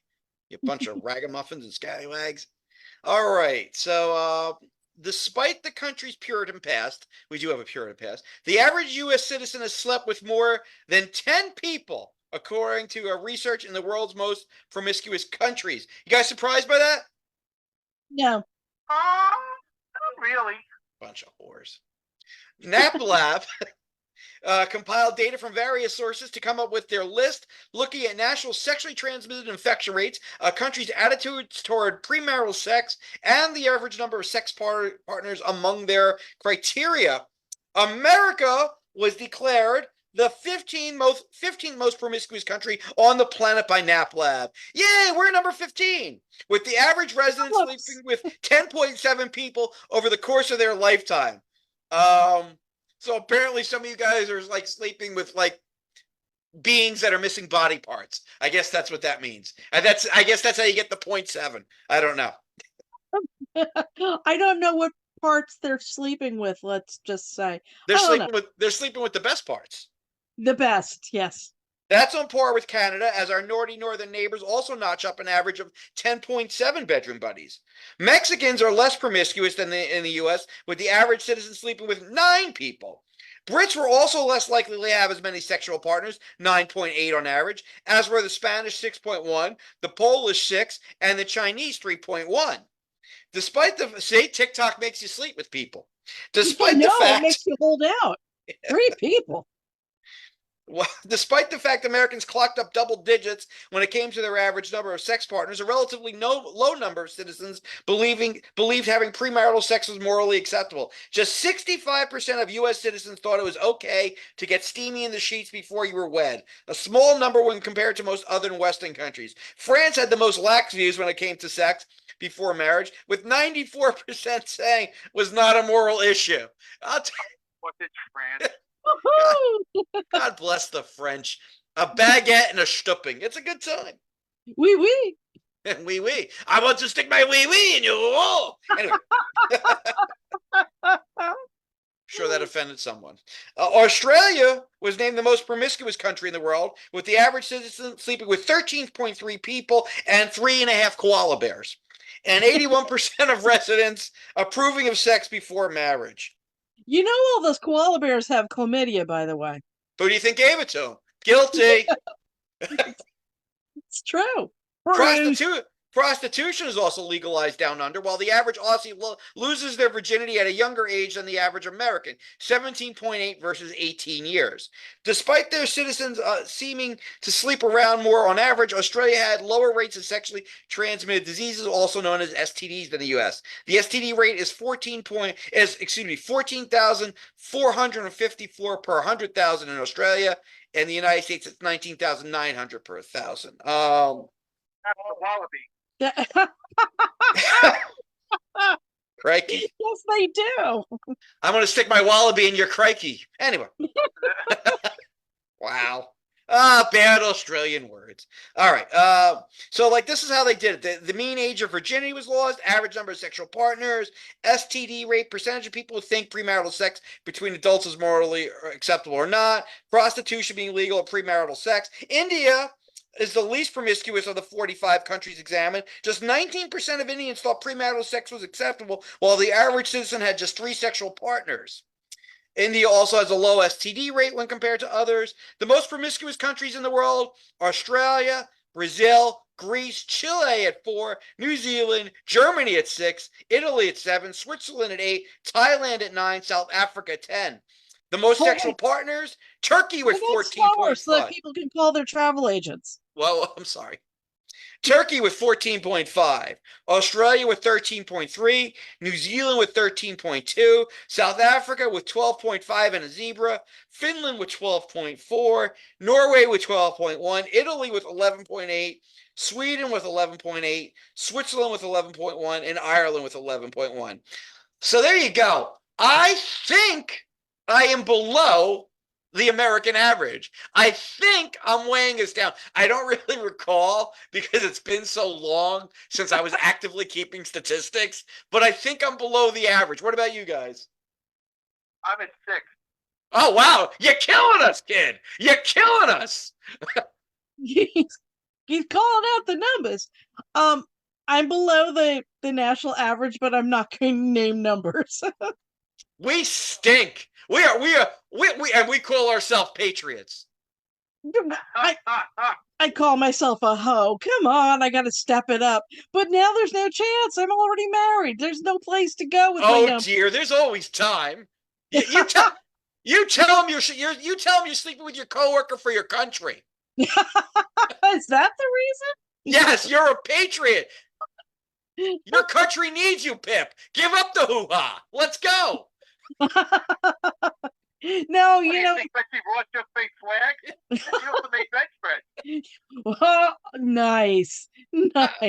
But to be fair, I mean, the only one who's unencumbered by a wedding band is Joe. I mean, you can make it up for all of us if you would get to it, my friend. Oh, yeah. Step it up, buddy. Do it for us. Yeah, sure. Next time you have a talking to, you just say, "Gosh darn it, I'm a patriot." That's all. I'm doing it for my country. Blair. If Joe's girl listens to the show tonight, I'll tell her she's got to be a patriot. Listen. Yes. Listen, I mean, we're all proud to be in this country. How dare we let our fellow citizens down? I know. I do feel deficient. I don't know why the Chinese only have like 3.1. That's very weird. Yeah, I wouldn't have thought it would have been such a low number, but I think that's also accounting for people that live in rural areas, and I would imagine that, the moral code is a little bit more strict in those areas. I don't know. I You might know be what I making think it is? I think they limit you on. I think they limit you on how the amount of children you can have. So I think they're a little extra. I don't think they do that anymore, but I'm going to go on a limb here, and I think everybody will agree. Chinese people are bad in bed. That's really what it is. I don't know that for a fact. Hey, Thanks, house a pleasure having you, my friend. well, I'm just saying. Guess who won't be on Saturday Night Live until I guest host. Now that I said that. Yeah, I have no idea. Well, you know what? I'm gonna have to ask Mr. Helix for a hall pass so that I can find out. What do you It's think about the low number of honey. Americans thinking premarital sex was acceptable? I think that's because of our religious right. We still have a lot of that in us, so we're not getting it in. Yeah. Oh, yeah, absolutely. I mean, yeah, like you said up at the top that, we're still a Puritan country at root. So there's a lot of fighting against that to do. Yeah, we kind of stink. I mean, come on, let's go. Let's go. I mean, and Americans are far more frightened by nudity than a lot of other countries, so that's part of our puritanical roots too. Also, in my case, I was not much of a womanizer, and I was married for, I had a 23-year relationship with Joanne. So, that was stuck in one tier for years. Yeah, I mean, listen, we've all been in long-term relationships, but against you, at one point, you had long, luxurious, full hair. That was the time to strike. Yeah. And you had a van. I mean, really, it was all there for you. Mobile unit, yeah. We had our chance. Yeah, I've been stuck in relationships too. They really hurt the curve. 94% by French. I mean, that's a lot. I mean, I guess we are all whores. All right. When we come back, School of Fools. Sorry, I got a little involved in the topic and I didn't. Yeah, all of a sudden you're like waving your hand like you're trying to land a plane. Sorry. Well, I did give you the half minute. I didn't give you the minute. I didn't see the half minute. I didn't see that. Oh, I thought you did. Nope. I just saw you trying to flag me down. Yes.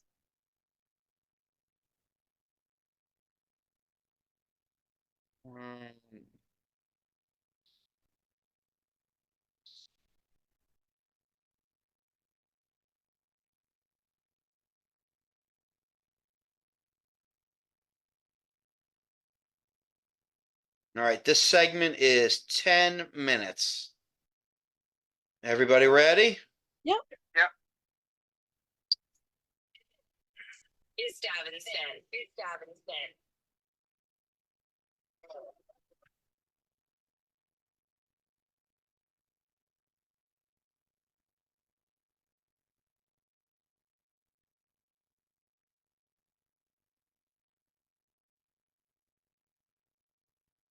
All right, we'll do some School of Fools. Hey, maybe we'll fight during this one. I don't know. There's a good chance for arguing.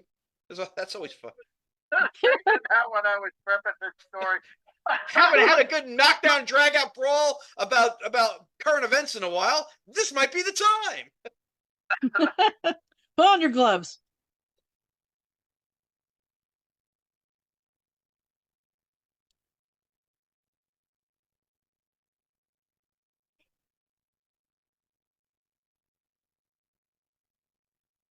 Okay, on September 6th, the Rockland United School Board voted 4-1 to require school staff to inform parents when their students transition or experiments with their gender identity. This includes students requesting to go by a different name or pronoun or to use facilities that do not align with their biological sex at birth. The vote came after hours of protest and public comment, mostly in opposition to the policy. This was despite hundreds of letters asking them not to pass it. Many Rockland parents, teachers, voters, community members, and Placer County residents in the districts sent a form letter outlining the reasons they opposed the policy, calling it a waste of district time and dangerous for students who are unwelcome and LGBTQ abusive families, which would increase truancy and absence rates. Others called out Board President Julie Hupp elected in 2020, for comments she made on her official Facebook page calling for Christ-centered parents to get more involved with the school district for calling for the faith-based union representatives. Come on, all you little Christies, get to it. Unfortunately, they couldn't go because they had sore feet, so they asked other parents to get involved. Anyway, while board members are free to promote, from what Joe said in segment 1, Oh, Joe couldn't do the offering because he had a sore tootsie. that's right. Okay. I get it. It doesn't matter now. You were going Forget there. it. Yeah, I know everyone gets mad. I wasn't responding. I was just Forget it. hysterical. I got it. It now. doesn't matter. It was too. Forget it. I got it now. Errors. Ruined. While board members are free to promote their personal religious beliefs, however, they wish in their personal capacities outside of the school board as government officials, they cannot be allowed to use their position to advance their personal religious beliefs or to show favoritism to those who share their beliefs. Christopher Lyne, staff attorney for the Freedom from Religion Foundation, wrote to the board of late August email shows, "My name's Ron Reagan." Yes, that Ron Reagan. I reached out to my RUSD high school contacts to ask about the frequency of students bypassing parents and going directly to a teacher, trusted staff member. With this conversation, according to my sources, it almost never happens, she wrote. Therefore, it seems unnecessary to implement a new policy to address a particularly unusual situation. The amendments put a lot of pressure on teachers who already have way too much on their plates, and in my opinion, target students at risk who feel like they have nowhere to turn. I'm all for parents' rights, and I would hope that a child would turn first to their parents for support, but having raised 3 teenagers, I know firsthand that isn't always the case. Hupp said the policy covers only students who request a public change to their gender identity. They still have every ability to speak privately, seek support privately, etc. It is only when they ask for public change that parents are asked to be involved. All right, so there was a lot of stuff in this article which I didn't get to, which was very compelling because I just couldn't for time. I don't think this policy is motivated in helping children. And I think when you're dealing with school, that should be the motivation behind everything. What's the best outcome for the child? And I also think you're putting that teacher in a really bad spot. I mean, listen, there's a reason why we have School of Fools, because teachers make bad decisions all the time. They certainly do. But at some point, don't you have to trust that teacher-student relationship? I mean, if the student is confiding in the teacher, there's got to be a reason, like was outlined here, why they're not talking to the parents about it. I mean, there's got to be something really bad going on at home where this student feels like their whole world will come apart if their parents find out. And I guess if they're confiding in this teacher, this is the last best place to go. You want to know something? It's my child, and I have a right to know what's going on with my child. My child is a minor. My child's brain is not fully developed. I have a right to know. And the whole thing about it is, it's like, well, I'm a guy, but I feel like I'm going to be a woman. If you're going to be coming home in a dress, I'm going to find out sooner or later. But you would find out. But you would find out on their terms. Like I said, there's a reason why they're not telling their parents. Like they said in the story, it almost never happens. So why do I have to make a policy? Why do I have to make a hard, fast rule? You were paying school taxes. You were sending your child to that school. That child is your responsibility. Your child is your concern. You have a right to know what's going on with your child. But just like we know there are bad teachers, we also know there are really bad parents. Otherwise, we wouldn't have a Mother's Day and Father's Day show that we have, where we go, well, you can't have kids get hurt. More like an exception to the It's rule. not, though. But the way things are going, the schools have taken a hand in manipulating these kids, where everything is a pronoun, everything is this, everything is that, and it's gotten out of hand, and you're giving them more free reign. If my child has thoughts like this, they have an obligation. I am paying school taxes. It is my child. It is a minor. It's your child. Why are you failing so badly that they don't want to tell you? Because they're pushing this story as maybe of one example. But you're not answering the question. not generalizing the full story. You're not Now, answering the question. If your child feels that they can't go to you, that they have to go to a teacher, how bad are you failing as a parent? teacher should call me and have a discussion with me about it, and we both decide what we're going to do with the child. But I want to be informed about it. But a lot of parents don't want to be informed. A lot of parents don't want to know, and the kids. Pip, I see you. So jump in, Pip. Contribute. Well, I mean, one of the things that is is fearsome for actual trans kids is that they are afraid of being thrown out of their homes, and a lot of them do get thrown out of their homes. They're at risk for suicide. It's a really fraught time for them, and it is something that they need to be afraid of. It's if all they're doing is if all they're doing at that point is experimenting with the feel of what if I went by a different gender? What if I try out this feeling, but I'm afraid to tell my parents because they might throw me out just for, trying to sort through my feelings in school. Why are we going and playing police with them that way? Because there's many decisions where you might bring up the fact where a child feels suicidal about, maybe wanting to be a woman. There are plenty of cases as well as the child making the wrong decision as well. And now you have a situation where the parents aren't even aware of what's going on. It's their child. It might be, there are cases like that, but I think generalizing on the way society is, I think it is more acceptable. But it is my child. I am paying school taxes, and I know what's going on with my child. Why do you want to know? I'm sorry. Why do you want to know? Because it is my That's child. not no, but why? I know it's your child, but why do you want to know? Because I want to discuss it with my child. I want to see their feelings. Maybe we'll have to go to get counseling. But it is Okay, that's a legitimate answer. Now, what happens? I want to be involved. Hold on. That's a legitimate answer. But what happens if I'm the type of parent who doesn't want to know, who is not going to accept this, is going to exacerbate it and make it worse?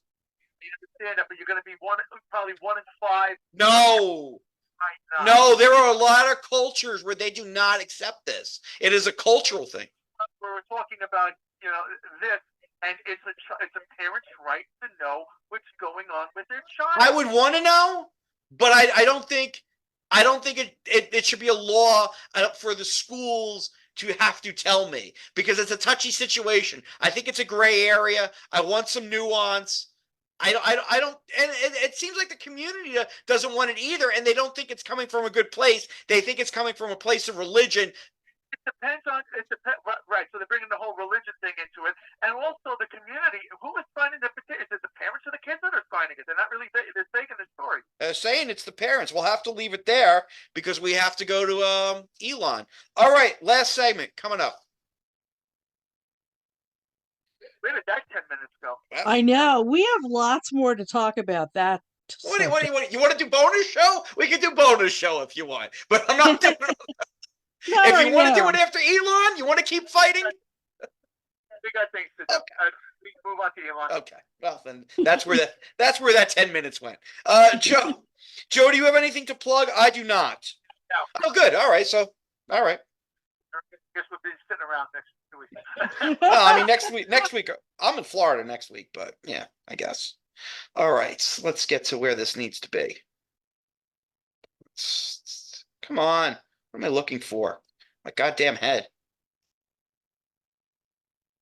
Right. Really? I didn't pick a song? Yes, I did. Yes, I did. It's getting late.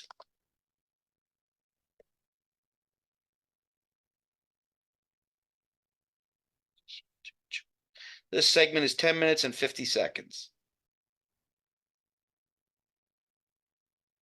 Come on.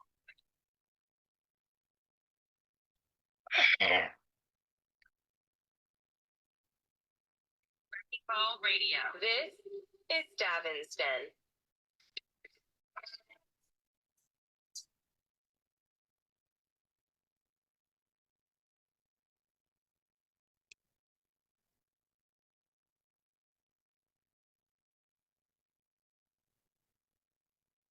And we're back. Last segment of the evening. We shall do some scamming scammers with Elon Musk. Last week we discovered Elon had a pee jar. So remember that?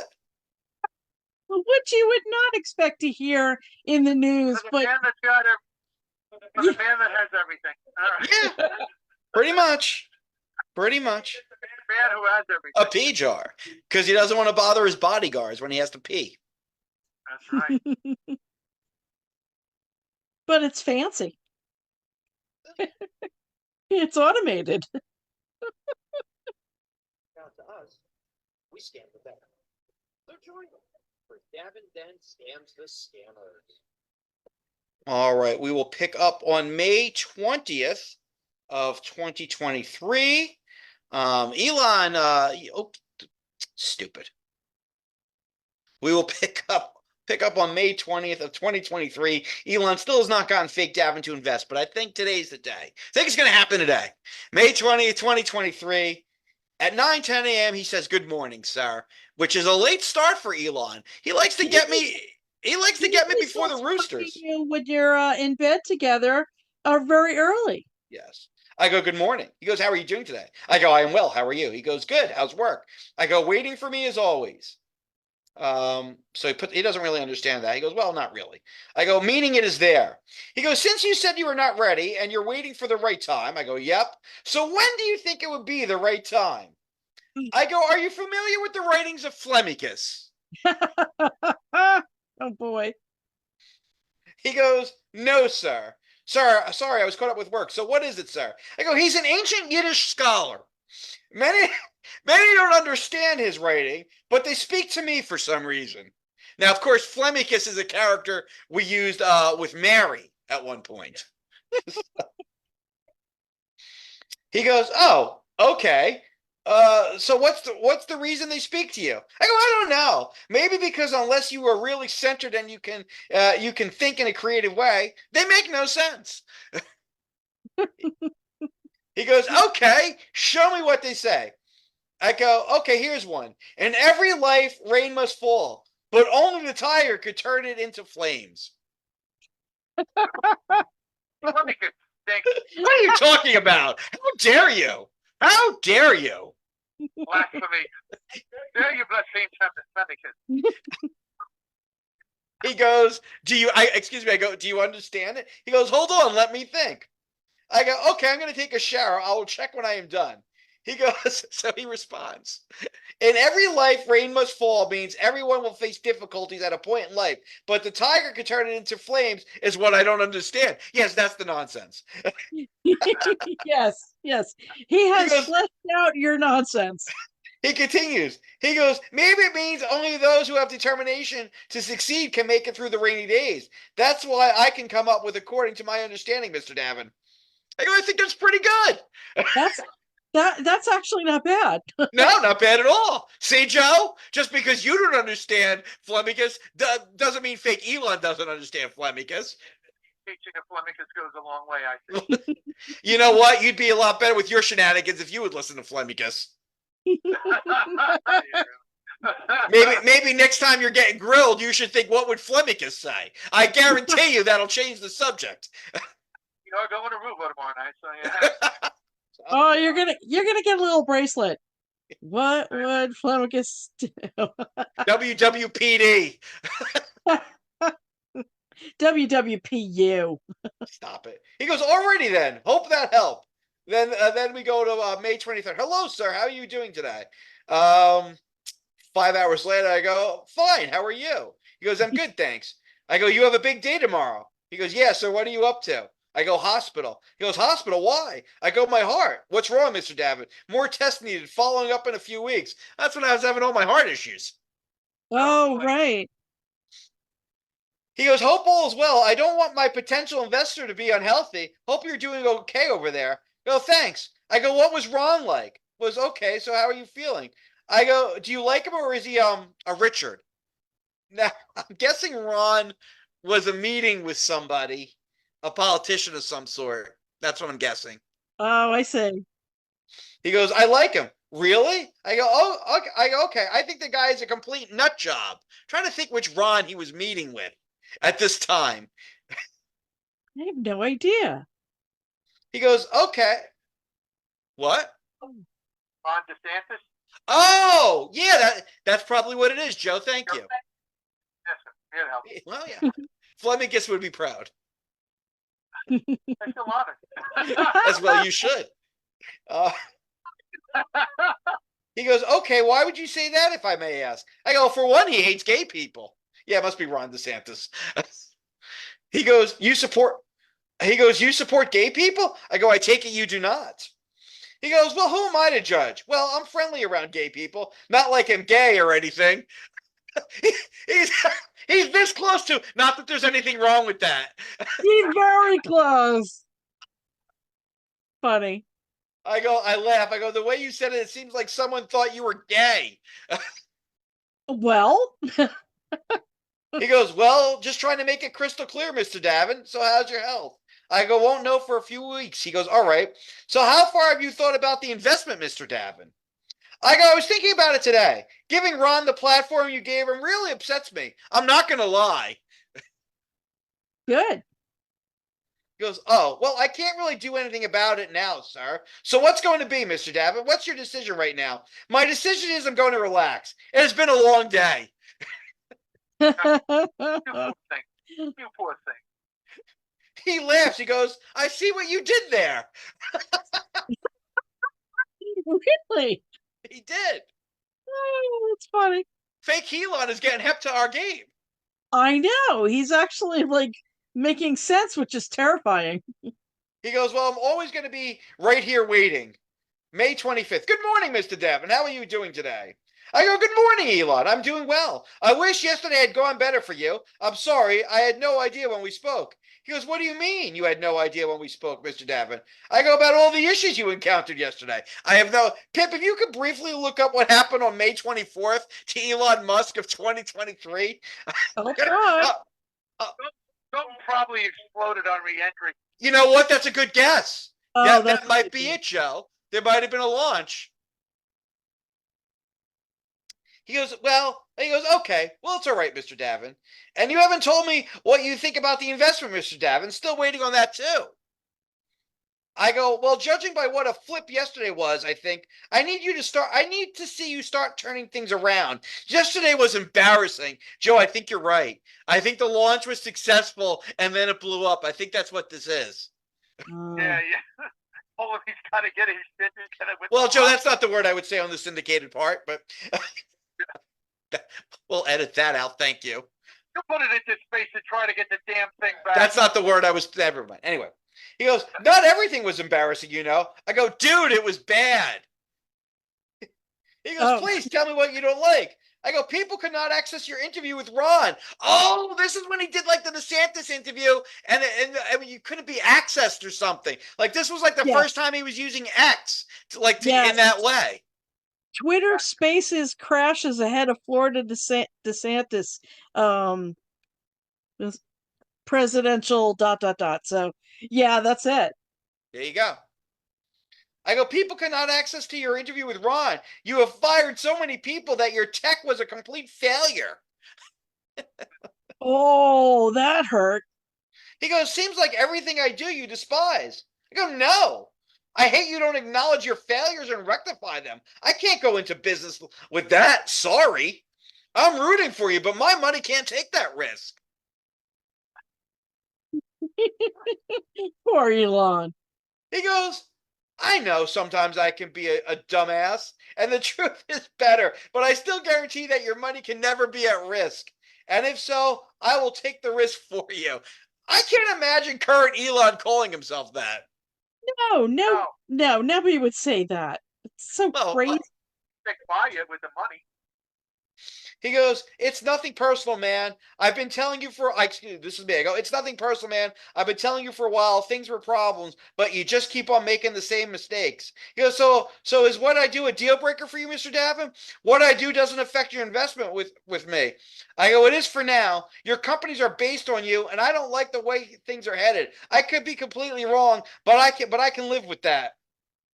All right. So I think that's a good place to end it. Yeah. What do you guys think? Well, you know, with everything he's doing, you're pretty much calling him to task. He needs to do better. It is very disappointing. It's disappointing he can't get his act together. What do you think, Pip? One of the greatest minds of the 21st century, and then you know, he still can't live up to you. Well, you know me. I have high expectations. Yeah. What do you think, Pip? I think that fake Davin is totally winning. I am totally winning. All right. This has been a fun show. Next time you hear from us, we're going to be doing the April Fool's countdown, biggest fools of the year. So we hope you tune in for that. Hope you guys stay safe out there. Have a good couple of weeks. If you like us, tell a friend. If you hate us, Tell no one. either way, please keep on listening. All right. All right. See you later. Good show. Good show, guys. See you in a Talk to you couple soon. weeks. All right, bye. Bye.